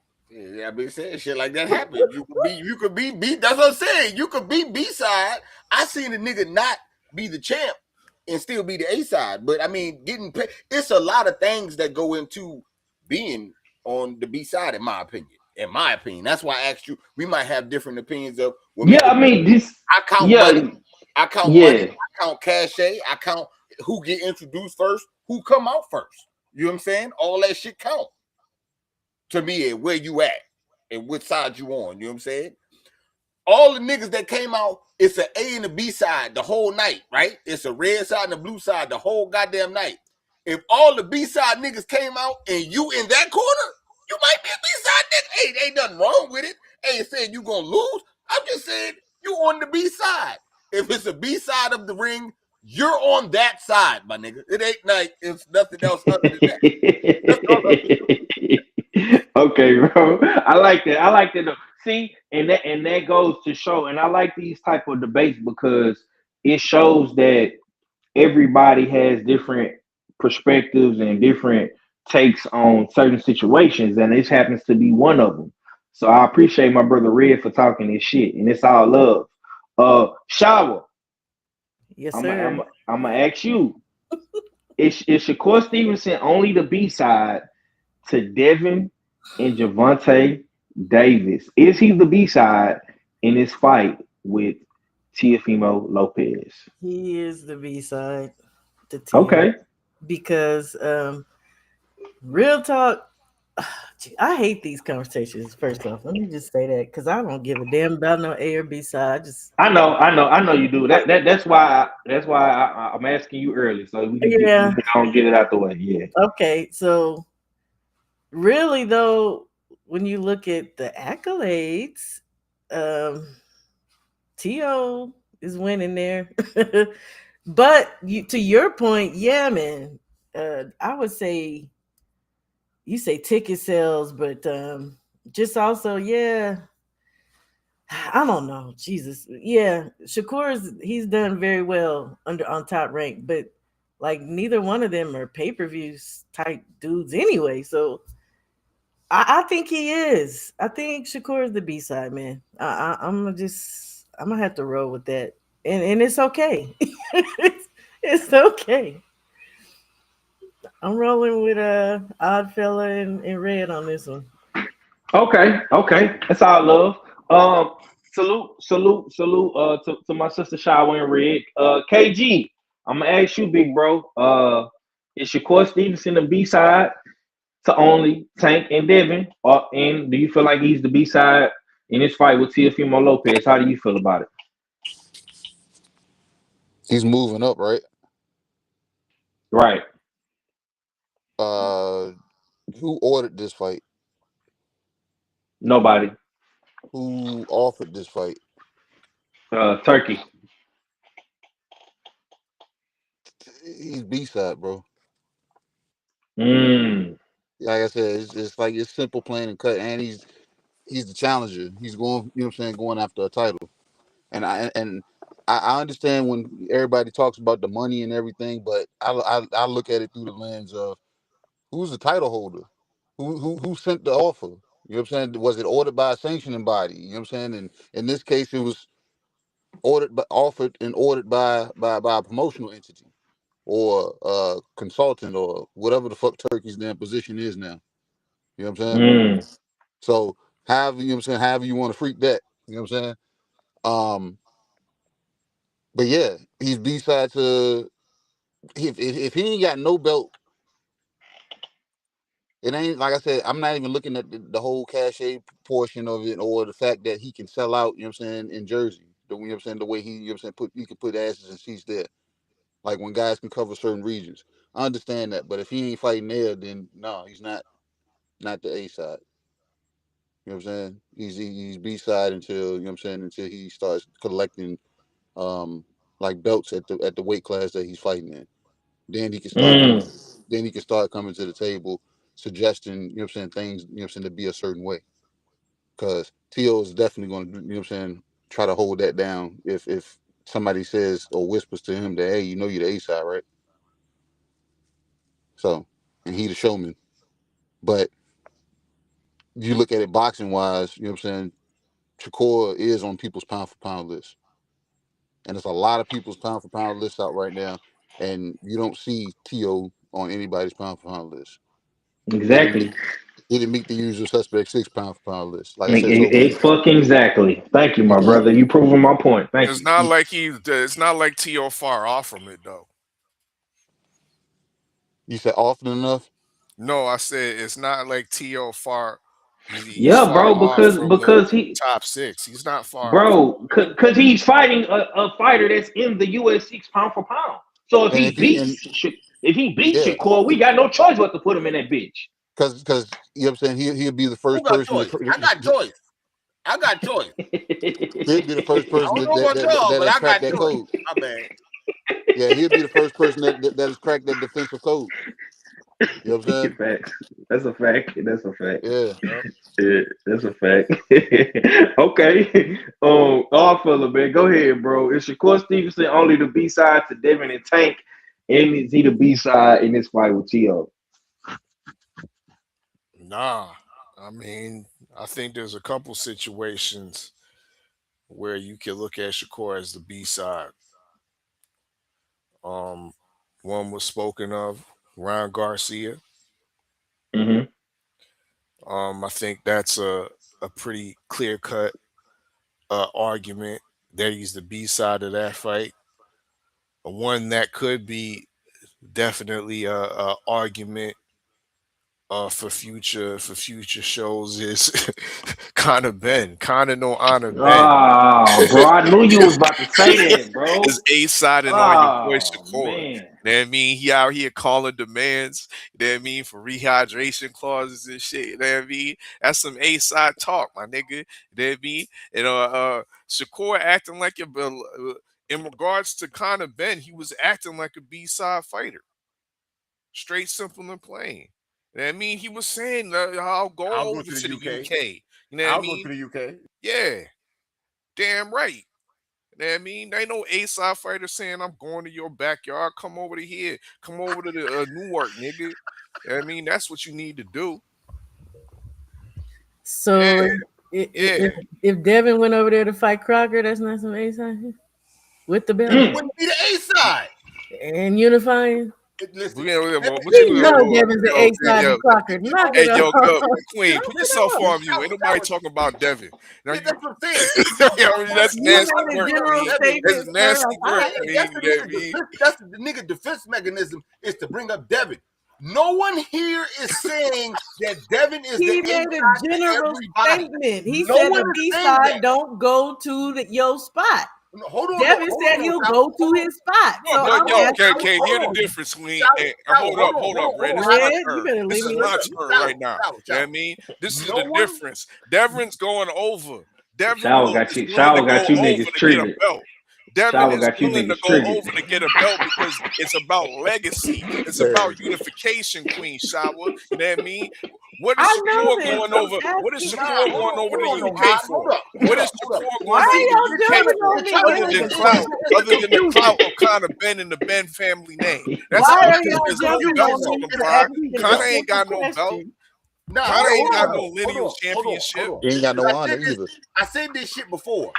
No one here is saying that Devin Haney is the A side to everybody. No one is saying that. Who's the Not A side one to person Crocker? is saying that. But there is a nigga that's here saying that Shakur Stevenson is A side to everybody but two niggas. It is someone saying that. And that's Nobody bullshit. said none of That's what all you're I'm saying. saying. I That's asked the a simple bullshit. question based on what our fella just said. Yeah, and I'm y'all trying taking it and I'm trying personal. to I answer don't know you. what that's And I'm about. trying I'm to just answer you asking. and show you there's differences and levels to this shit, Queen Shower. You know what I mean? I'm And just making a Shakur question for the people. was willing to bend over the barrel and go over to the UK for no belt, for no interim, for no ribbon, just for the clout of being over there in the UK. Huh? That's All what fellas, it down. You know what I all mean? fellas, Let me settle it right here. Let me you settle it right know. here, Five. Let me settle it right here, Five. What card is Shakur and T.O. Fimo fighting on right now? Who's promoting this card? This is a ring and Riyadh card. Yeah, it's a Ring magazine card. You know what I mean? I think it's Ring 5. It's called Ring 5. You know what I mean? Ring magazine. You know what I mean? And what does Ring magazine like to do? They like to promote their new belt, the belt that's worth 177,000. You know what I mean? Yeah, that same belt. You know what I mean? The one they're masquerading around calling the lineal belt. Yeah, the Ring Magazine Championship. You know who holds that right now, Five? Tio. Yeah, he the A side. Shakur Just is because of a ring belt? Yeah. A ring belt make you the A side? Yeah, on a ring card, most definitely. I thought that shit was about the money, the numbers, the cachet. Bro, that's what I thought, you bro. on a ring card. You fighting a fighter with the Ring Magazine Championship. You the B side, my nigga. It is Ain't what no it other is. way to look at it. She coming, okay. Go by mommy. Go see what mommy wants. Okay, let's keep it pushing. As a matter of fact, we're gonna skip that question because we cooked a little bit too long on Shakur. Let's go ahead and go to Keyshawn Davis, man. We see Keyshawn Davis has been entered as well on the ring card. You know what I'm saying? This question I want to get into: is Keyshawn really ready for elite smoke or just elite promotion? Because he did a great job of promoting himself in the buildup of this ring card. Got a lot of people excited. Got a lot of people talking. We seen him go do the face off with Black Ass Richard, Africa, whatever you want to call him. He also called out Devin Haney on Twitter as well. But do y'all believe Keyshawn is really ready for elite smoke?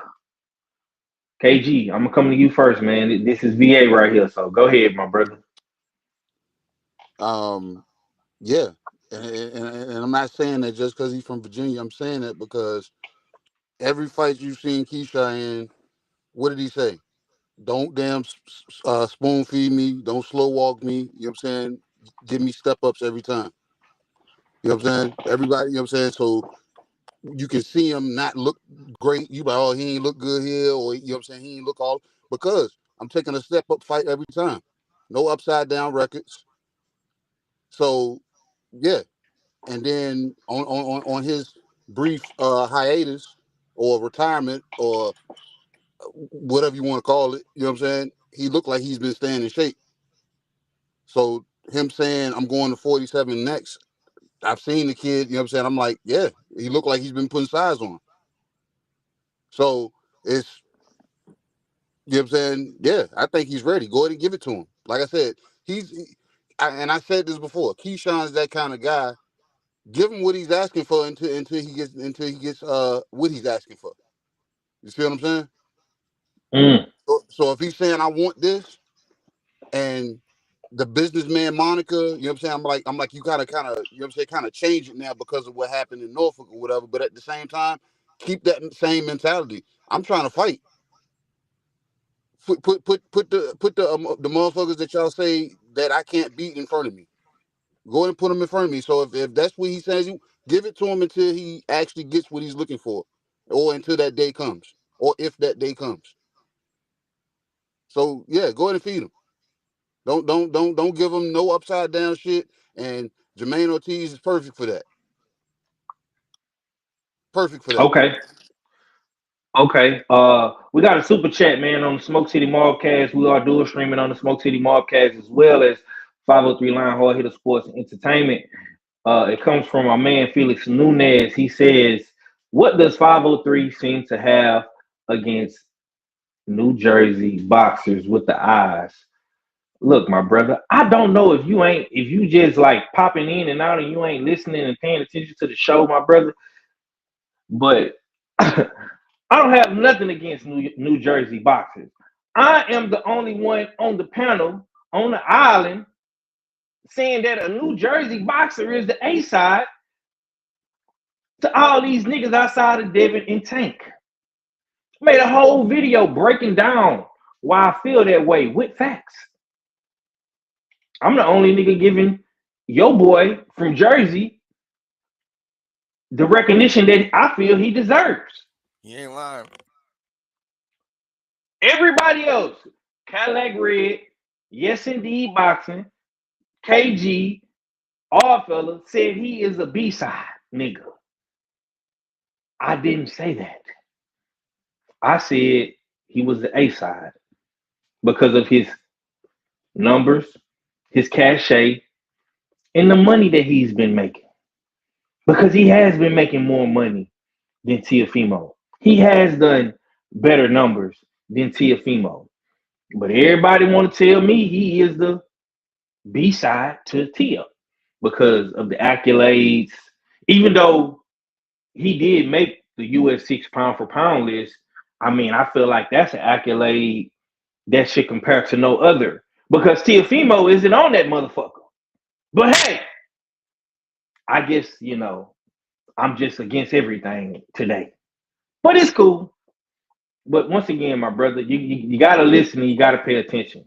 Yo, that's grimy 5. That's grimy 5. No. How you gonna put in the US6's now criteria to be an A side now? I'm just saying, y'all niggas want to throw out these accolades. Don't the motherfucking pound for pound list make you a motherfucking accolade, nigga? Ain't that's the number one thing a nigga since can when has say? has that been a criteria? But ain't the pound for pound list, if a nigga put you on your pound for pound list, that's giving you the creme de la creme accolade in boxing. What was your slogan for the pound for pound list, all fella? What was it? The only list that matters. Didn't you say that? Come on, my nigga. Don't fuck with me, bro. The only list that matters, nigga. Yeah, nigga. Yeah, nigga. Yeah. Oh, don't retract your statement now, Felix. Yeah, you talk. What does 503 seem to have against New Jersey? Now, I'm the only nigga on this bitch taking up for a New Jersey boxer, nigga. Fuck out of here. Hold on, man. That's enough. That's enough, goddammit. That's enough. You ain't thinking enough for shit. You try to put the nigga on the pedestal, and we telling you reality, and that's why Felix saying that because you try to set this nigga up. We wasn't gonna be talking shit about this nigga until you start saying, "Hey man, you ever seen an asteroid? Because I seen the asteroid and Shakur was on top of it. That's the shit you're talking about." Oh man, they gonna call me a Shakur fanboy for this, KG. You know what I'm saying? But it's cool. It's cool. It's cool. All right. Cadillac Red, come off the mic, bro. Is Keyshawn Davis ready for elite competition? Is he ready for the elite smoke, or he just want to do some elite promotion, man? Because he doing a whole lot of talking. He calling out champions, multiple champions, but he ain't fighting a champion. He's fighting a contender.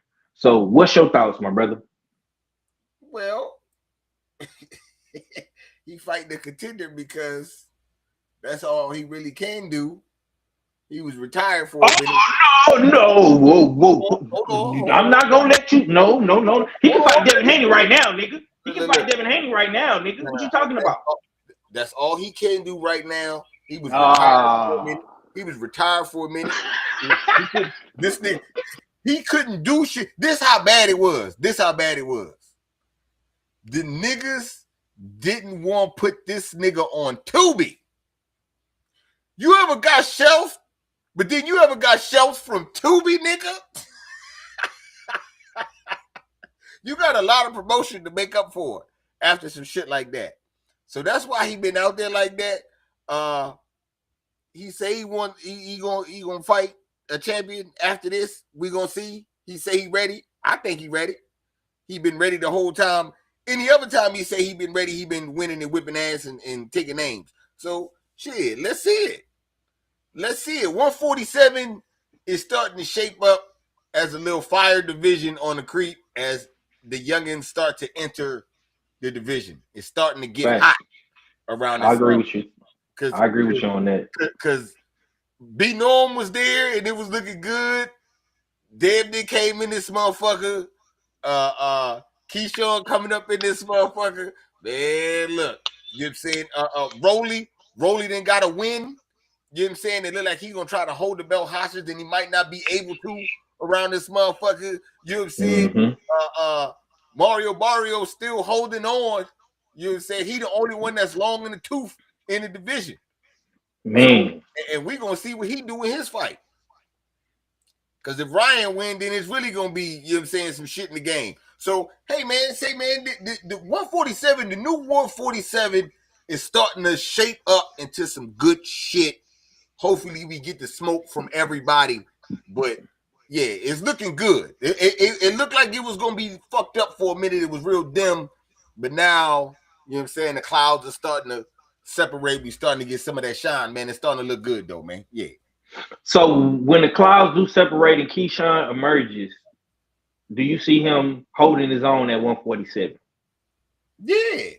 He can hold his own. I don't see why he wouldn't be able to hold his own. Okay. I like that. Stand on that business, nigga. Stand on that business. And when he emerge, I want you front and center. You better be talking that shit, nigga. What you mean? Don't I always? Yeah. No, I mean, hey. We know who I say the best in the division is. You know what I'm saying? Who is the best? Who the best? Come on, man. The Dream, man. Dream, huh? You ain't talking about a king. You ain't talking about a king when you say the Dream either, huh? Okay. Oh. DHP company is definitely the best at 47, but he gonna have to show it. You know what I'm saying? And there's gonna be some shit in front of him for him to show it. So I'm with it. You know what I'm saying? This is how you would want it to be. Okay. You know okay. So, yeah. I agree, man. Salute to my brother Cadillac Red. Shower, I'm gonna ask you. We talked about this a little bit on your show Friday. Is Keyshawn really ready for the elite smoke right now, or is he just ready for the elite promotion that he's been doing? Because he done came in and took a nigga fight, and everybody thinking he gonna fight Devin Haney in Africa, but he fighting a contender in Jermaine Ortiz. What you got? What you got on that? So here's my take. as far as Keyshawn goes, he's always been down with the promotion. You know what I'm saying? Self promotion. Mm-hmm. Top Rank was pushing him, like, so that's without question that he's gonna do that. I feel like either way. So that's not a part of it. Yes, he's ready. Look at the path he's taken to get to where he is. Minus the little setback. The dude's been trying to, and some people question what was his name? Baranchik, you feel like Yeah, no, I'm Baranchik was saying elite? some Was people. elite? I don't feel like he was, but let's be clear. The man had a title that he got off Navarrete. So I'm saying people try to dismiss that, but I don't. He has been making his way. We have not seen him falter outside of just some side activity. But with him taking that step back in that time, that little bit of time he took off, I mean, that's the only thing I question. What are we gonna see when he does? Because Jermaine ain't no punk. I Facts. really, I think this fight, I'm not appreciative of what Hitchens did because I still feel like he and Keyshawn were in cahoots, to be honest.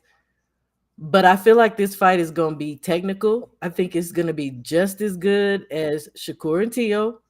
I think we're in for I think the whole card truly is going to be a good card. But this fight in particular, yeah. So never mind that this man is a contender. He still is taking the fight himself.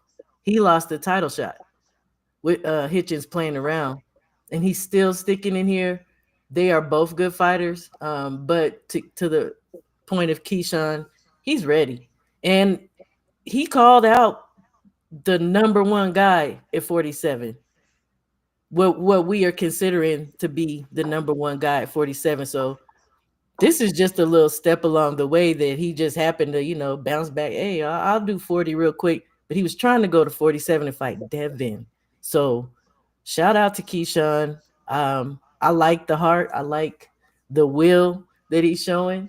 And at 47, yeah, he's going to be a dog. And I told y'all 47 is about to light up. I know. I could just feel it. So, yeah, Key's on his way. Yep. I remember one guy in particular calling that division trash. He's the co-host to he's the co-host to the Tale from the B side, the crystal ball holder. Yeah, my boy, that take didn't age well because 147 is looking like it's gonna be some schmizzo. All fella, take us home on this topic, my guy. Is Keyshawn really ready for that elite smoke, or is he just doing some elite promotion? What do we mean by elite smoke? Because I've heard the last Devin Haney, elite smoke. couple Africa, monologues, elite smoke. and I've been hearing more about 147, more so than the elite smoke at 140. Because last time I checked, 140 was a deeper, shark infested division in comparison to 147. 147 is heavily top heavy, if anything. You know what I mean? Top heavy. Devin Haney, Brian Norman Jr., and then domestic level fighters. Rolly Romero, Ryan Garcia, Barrios. You want to call them niggas elite? You want to call Betty Crocker elite because he got a belt 5? Shout No, out the I just, crystal ball holder TD Sports because he ain't wrong. 147 still trash. Still trash. So Devin when it's Haney trash. Devin Haney trash. He not nah, elite. I said the shit is top heavy. I said the shit is top heavy. Devin But Haney, Brian Norman Jr., and all the rest of them niggas are domestic level, in my opinion. Right? 140 ain't like that. 140 with the shits, but you got Keyshawn, in my opinion, clout chasing Devin's name. You ain't even fought one fight at 140 yet, and you talking about Devin. You haven't even touched the belt at 140 yet, and you want to talk about a champion at 147.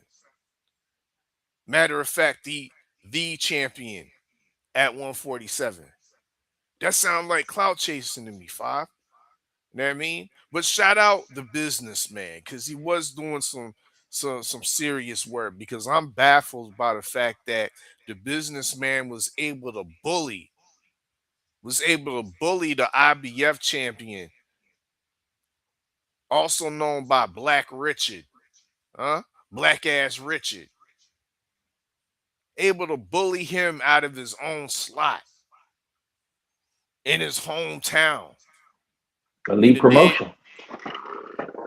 So salute to the businessman on that. He said, yo, Black ass Richard, get the fuck out of here. You know what I mean? I'm taking that spot. I'm not fighting on no goddamn Tubi. I'm gonna be on this Ring Magazine card right under my brother Shakur Stevenson. This is how it's going down. I mean, so salute to you for doing that for yourself. But what about the rest of the cats at 140? I mean, what about the Gary Antoines? What about the Andy Hierocas? Huh? He ain't fighting none of them. What about the Subriel Matiases and the Dalton Smiths when that gets rectified? Right? There is plenty of smoke at 140.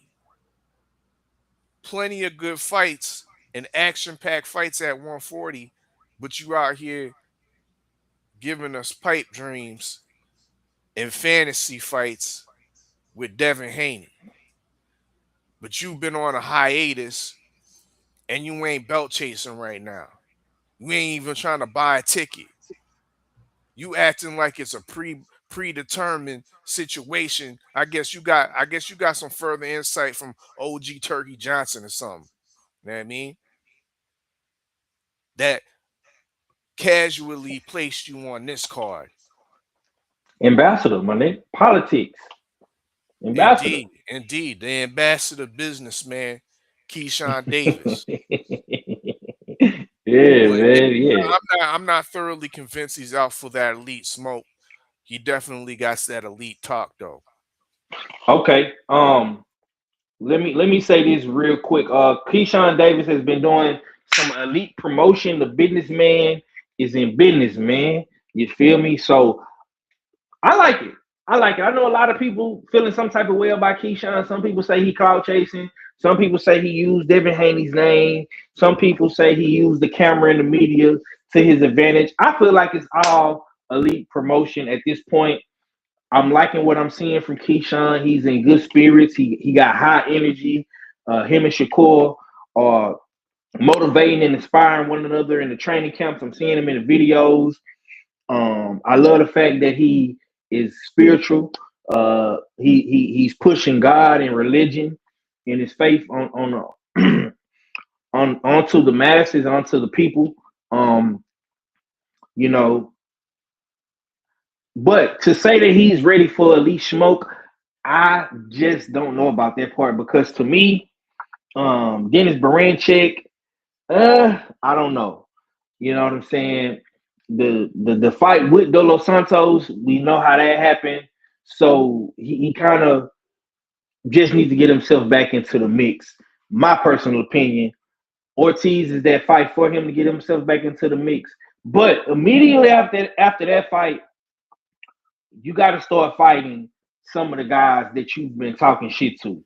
If you talking shit to Africa, if you're not gonna stay at 140 and fight the other champions at 140 like a Africa or a Gary Russell or even a Subriel Matias, you've already put your name in the goddamn collection to fight Devin Haney.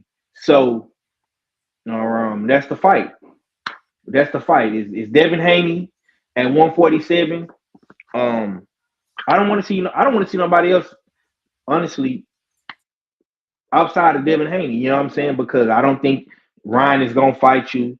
I don't think that Rolly is gonna fight you. I don't really know what's the situation with Crocker.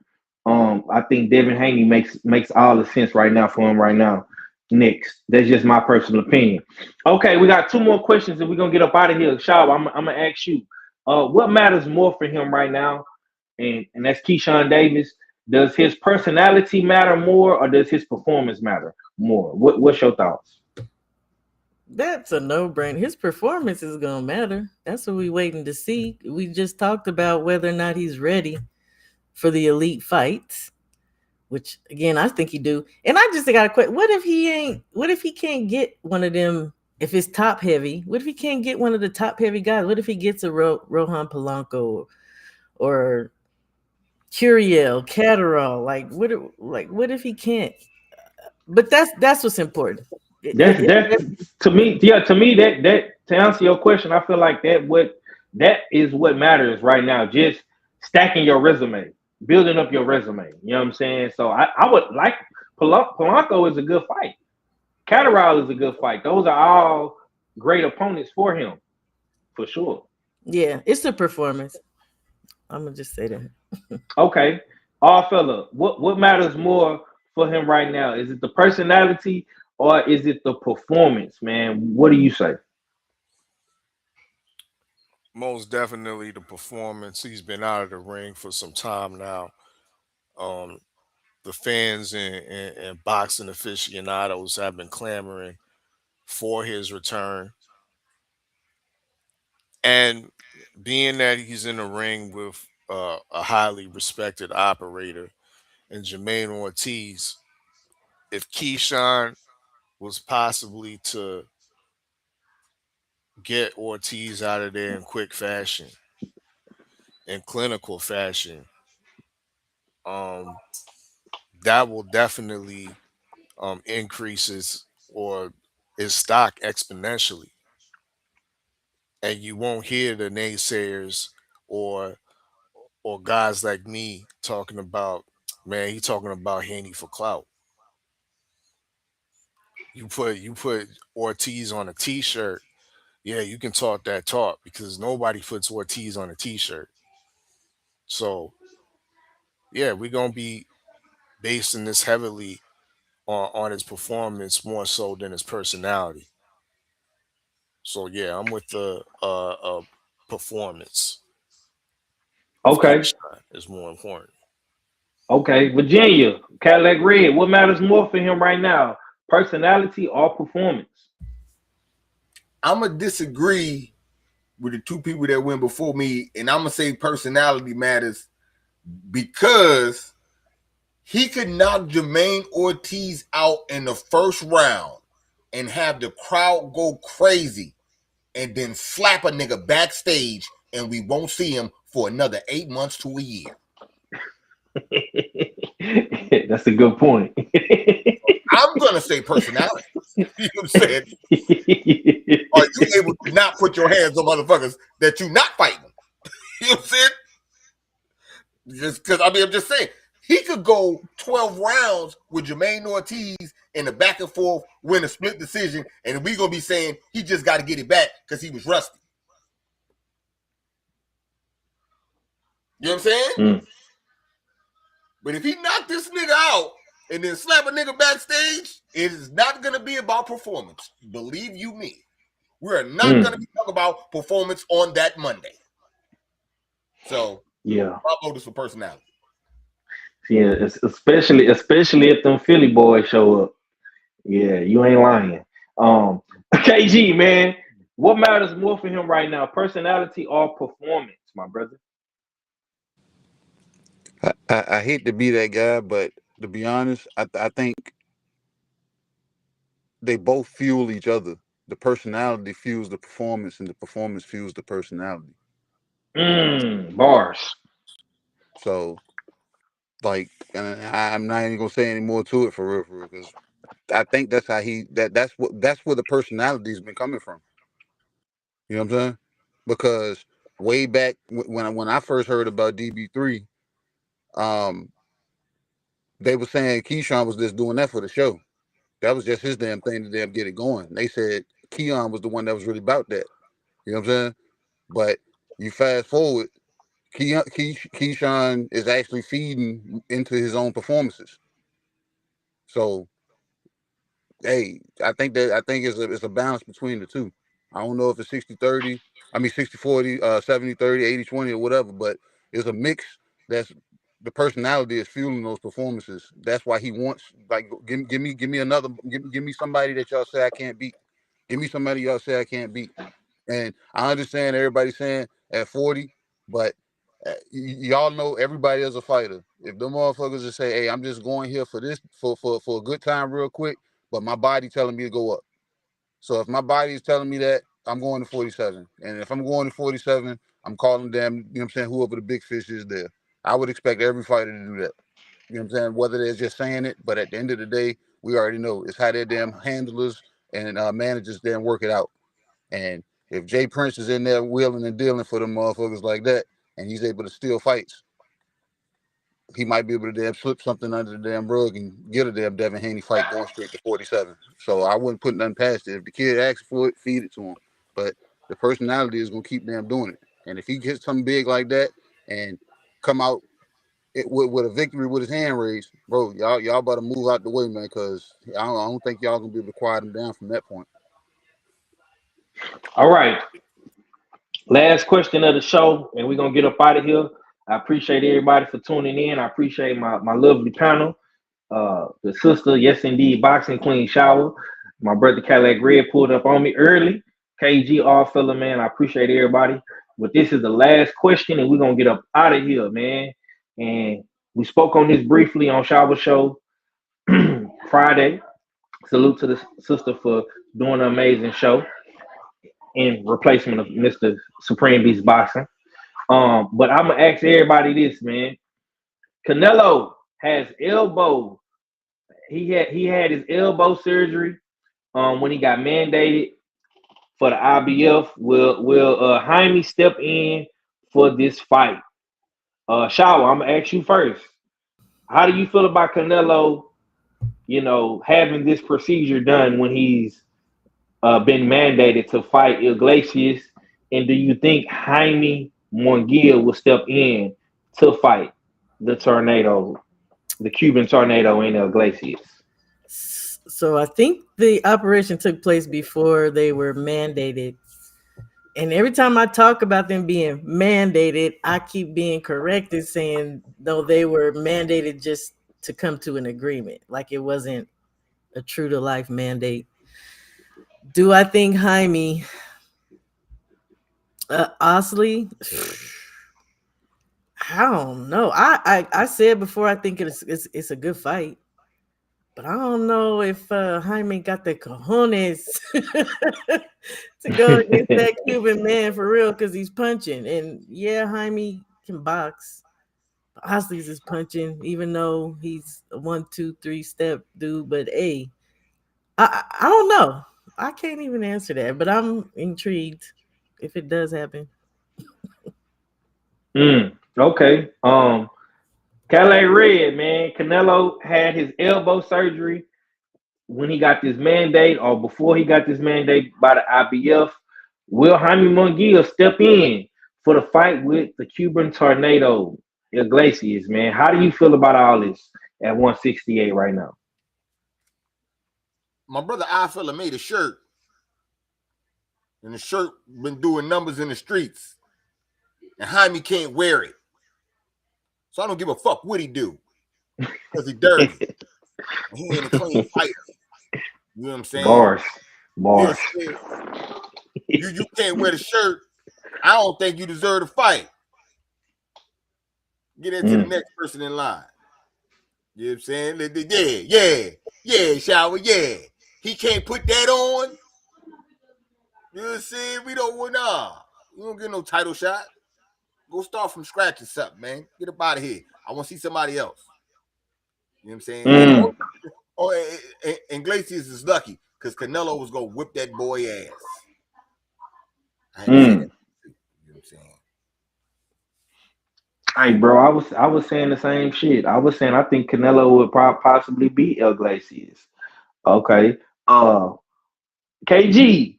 Now this is one of your guys that you like to watch, Iglesias, um, Canelo got the elbow surgery, man. You know, when all his mandation was going around, you know, these belts was, you know, every which way because of Bud.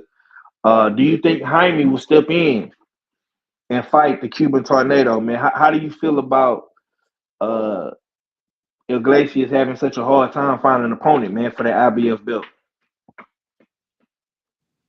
Who's Jaime's promoter? Golden Boy and Top Rank, I Well, believe. that answers your damn question in its entirety. Don't matter what the fuck Jaime want. Oscar don't want that shit. Oscar's hell no. I just got this motherfucker damn clean. I gotta find out if he gonna be clean, goddamn it. And you gonna tell me instead of clean damn Jaime in there against the damn Cuban Tornado? No. He got damn clipped by Bruno. What you think the damn Cuban Tornado gonna do with the same damn series of punches?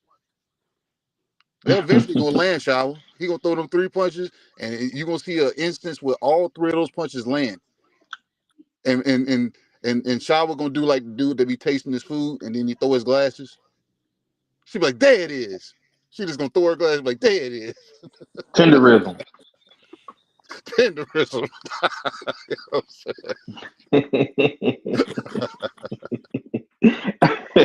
okay. All fella, man, take us home on this topic, man. We see what the confusion and chaos Sir Budrick has left at the 168-pound division. Canelo has opted out because of his surgery when he was mandated by the IBF. Jaime Munguia is the next man to fill in that slot for the Cuban Tornado. What do you think should happen? How do you feel about this whole chaos and confusion at 168, man? Particularly with the IBF and Iglesias, bro. It's a shame that Canelo all of a sudden had to have that the elbow operated on. Even such, I don't believe it was some type of major procedure where it's going to sideline him for any extended amount of time, where they couldn't get this fight possibly done in the late summer, uh, uh, early fall, when Canelo usually fights anyway. So that's suspicious to me.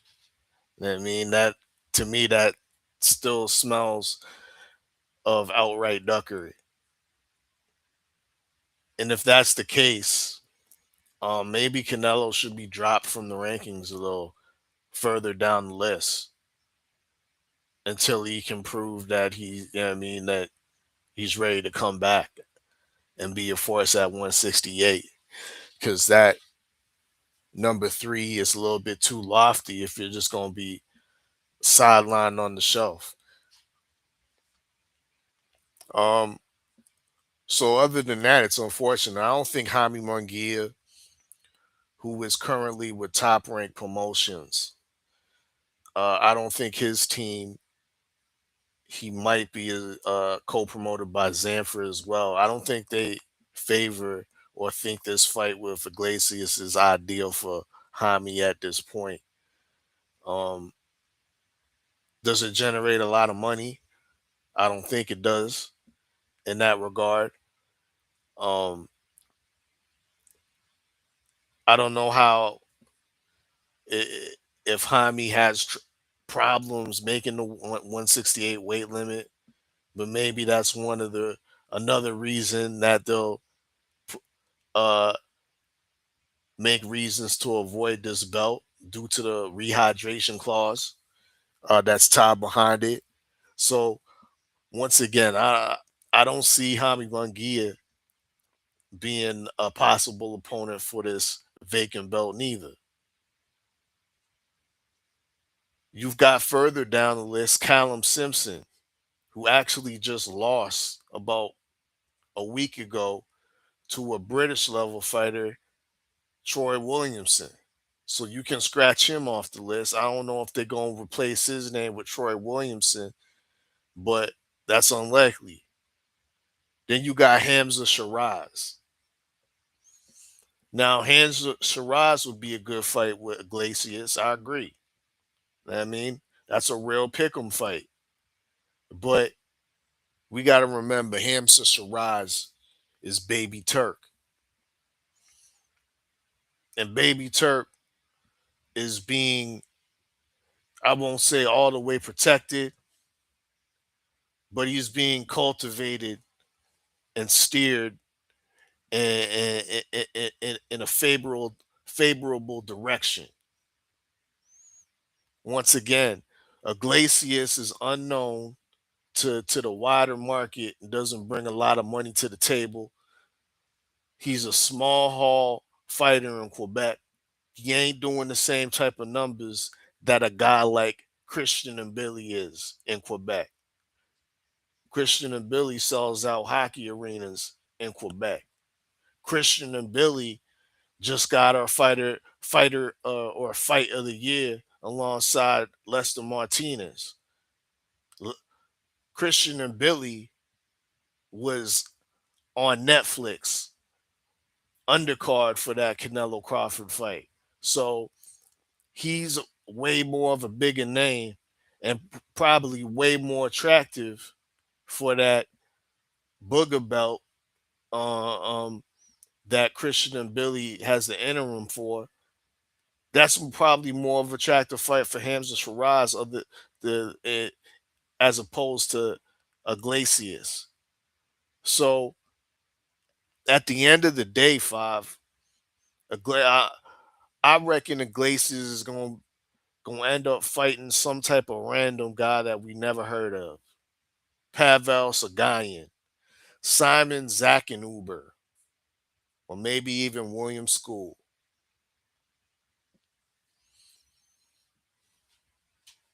All right. Well, hopefully, man. I hope that Iglesias don't get done dirty. But you know the politics in boxing, man. They always be on some bullshit. But hopefully that's not the case with Iglesias. I definitely want to see him in the mix with all these guys and Billy, Martinez, Shiraz, Pacheco, Canelo, whoever the fuck. Uh, is the creme de la creme at 168. But on that note, man, we're gonna get up out of here, man. We've been on for 2 hours plus, man. I appreciate everybody for tuning in to Usual Suspect Sunday. Subscribe, smash the like button. And if you didn't catch the show, we will be running the clips back throughout the week. So just if you see one, watch it, like the video, leave a comment, all that good stuff. Shawa, let me get some last words from you, my sister. I appreciate you for pulling up and rocking out with us today. It was great. Give me your last though. My last. You can find me here on YouTube. Yes, indeed, boxing.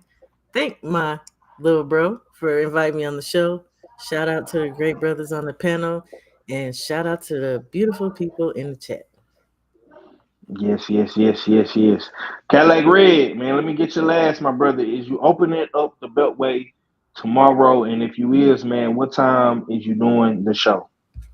Yeah. We outside live tomorrow. I'm gonna do it early. Okay. Try to do it early when I get off. Yeah, it's been a good one, man. Salute to the chat sliding through rocking with us. Y'all already know what it is. Salute to the mighty LDBC. It's a Usual Suspect ting. And I'll holler at y'all in a minute though. One. KG, man, let me get your last, my brother. Tales from the B side. What do US6 Sports and Entertainment Hub got coming? Is y'all doing open mic this week coming up for the Subriel fight? What's on your to-do list? Stay tuned. That's pretty much what I can tell you for right now. That's pretty much what I'm saying. And y'all will know sooner than later. You know what I'm saying? Y'all just stay glued. Just stay glued, man, to anything damn thing US6 on, man. You know what I'm saying? So when you see Usual Suspect 6 Sports and Entertainment Hub, just know it's gonna be an open mic. Tales from the B sides. I'm working on one right now. And I'll let y'all will see advertisement for that most likely Wednesday if I get it locked. You know what I'm saying? But I'm working on two, you know what I'm saying, to be exact. But at the same time, be looking for the see a promotion for whichever one that is this coming Wednesday. But just tap in, man. It's probably be new segments coming. It's always something gonna be coming. You know what I'm saying? Because myself and the damn, you know what I'm saying, the Mr. Architect, that motherfucker, you know what I'm saying, there's always something. You know what I'm saying? So y'all just stay tuned. That's pretty much what I can say to that. Stay tuned. Yes, sir. Okay. All fella, close us out, man, and yeah, let the people know season 3 fight pool, man. What does the mad scientist have in the lab cooking up right now? And G, once again, another dope show. Usual Suspect Sundays. Salute to everybody that's up in the chat that pulled up. Um, be aware that, of course, season 3 of the US6 fight pool is coming upon us starting January the 23rd. For more information on that, make sure y'all visit usualsuspect6.com, the home of the Usual Suspect 6 fight pool. And there is a $20 entry fee for all new players in this Pick'ems league, but it's winner takes all. So the top player gets the whole pot, you know what I mean, at the end of the season. So put your money where your mouth is, you know what I mean. If you feel like you one of those guys that make the best predictions, this is the league you need to join as far as gaining access to insider boxing news, great boxing discussion, and we talking 24/7.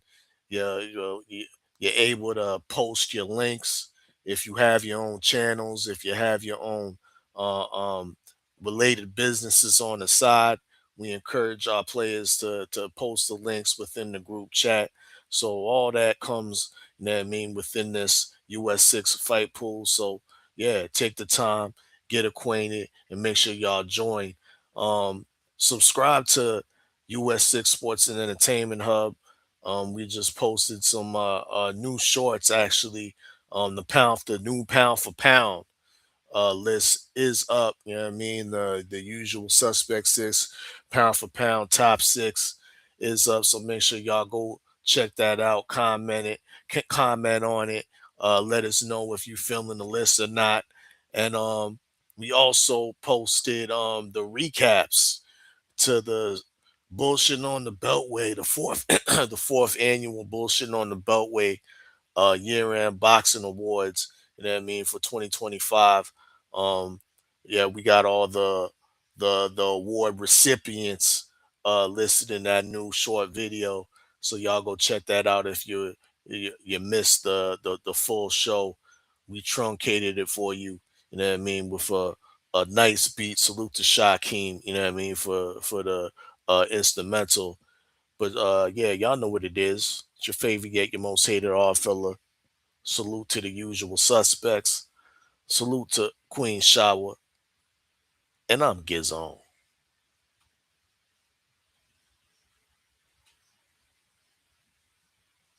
You're mute, Five.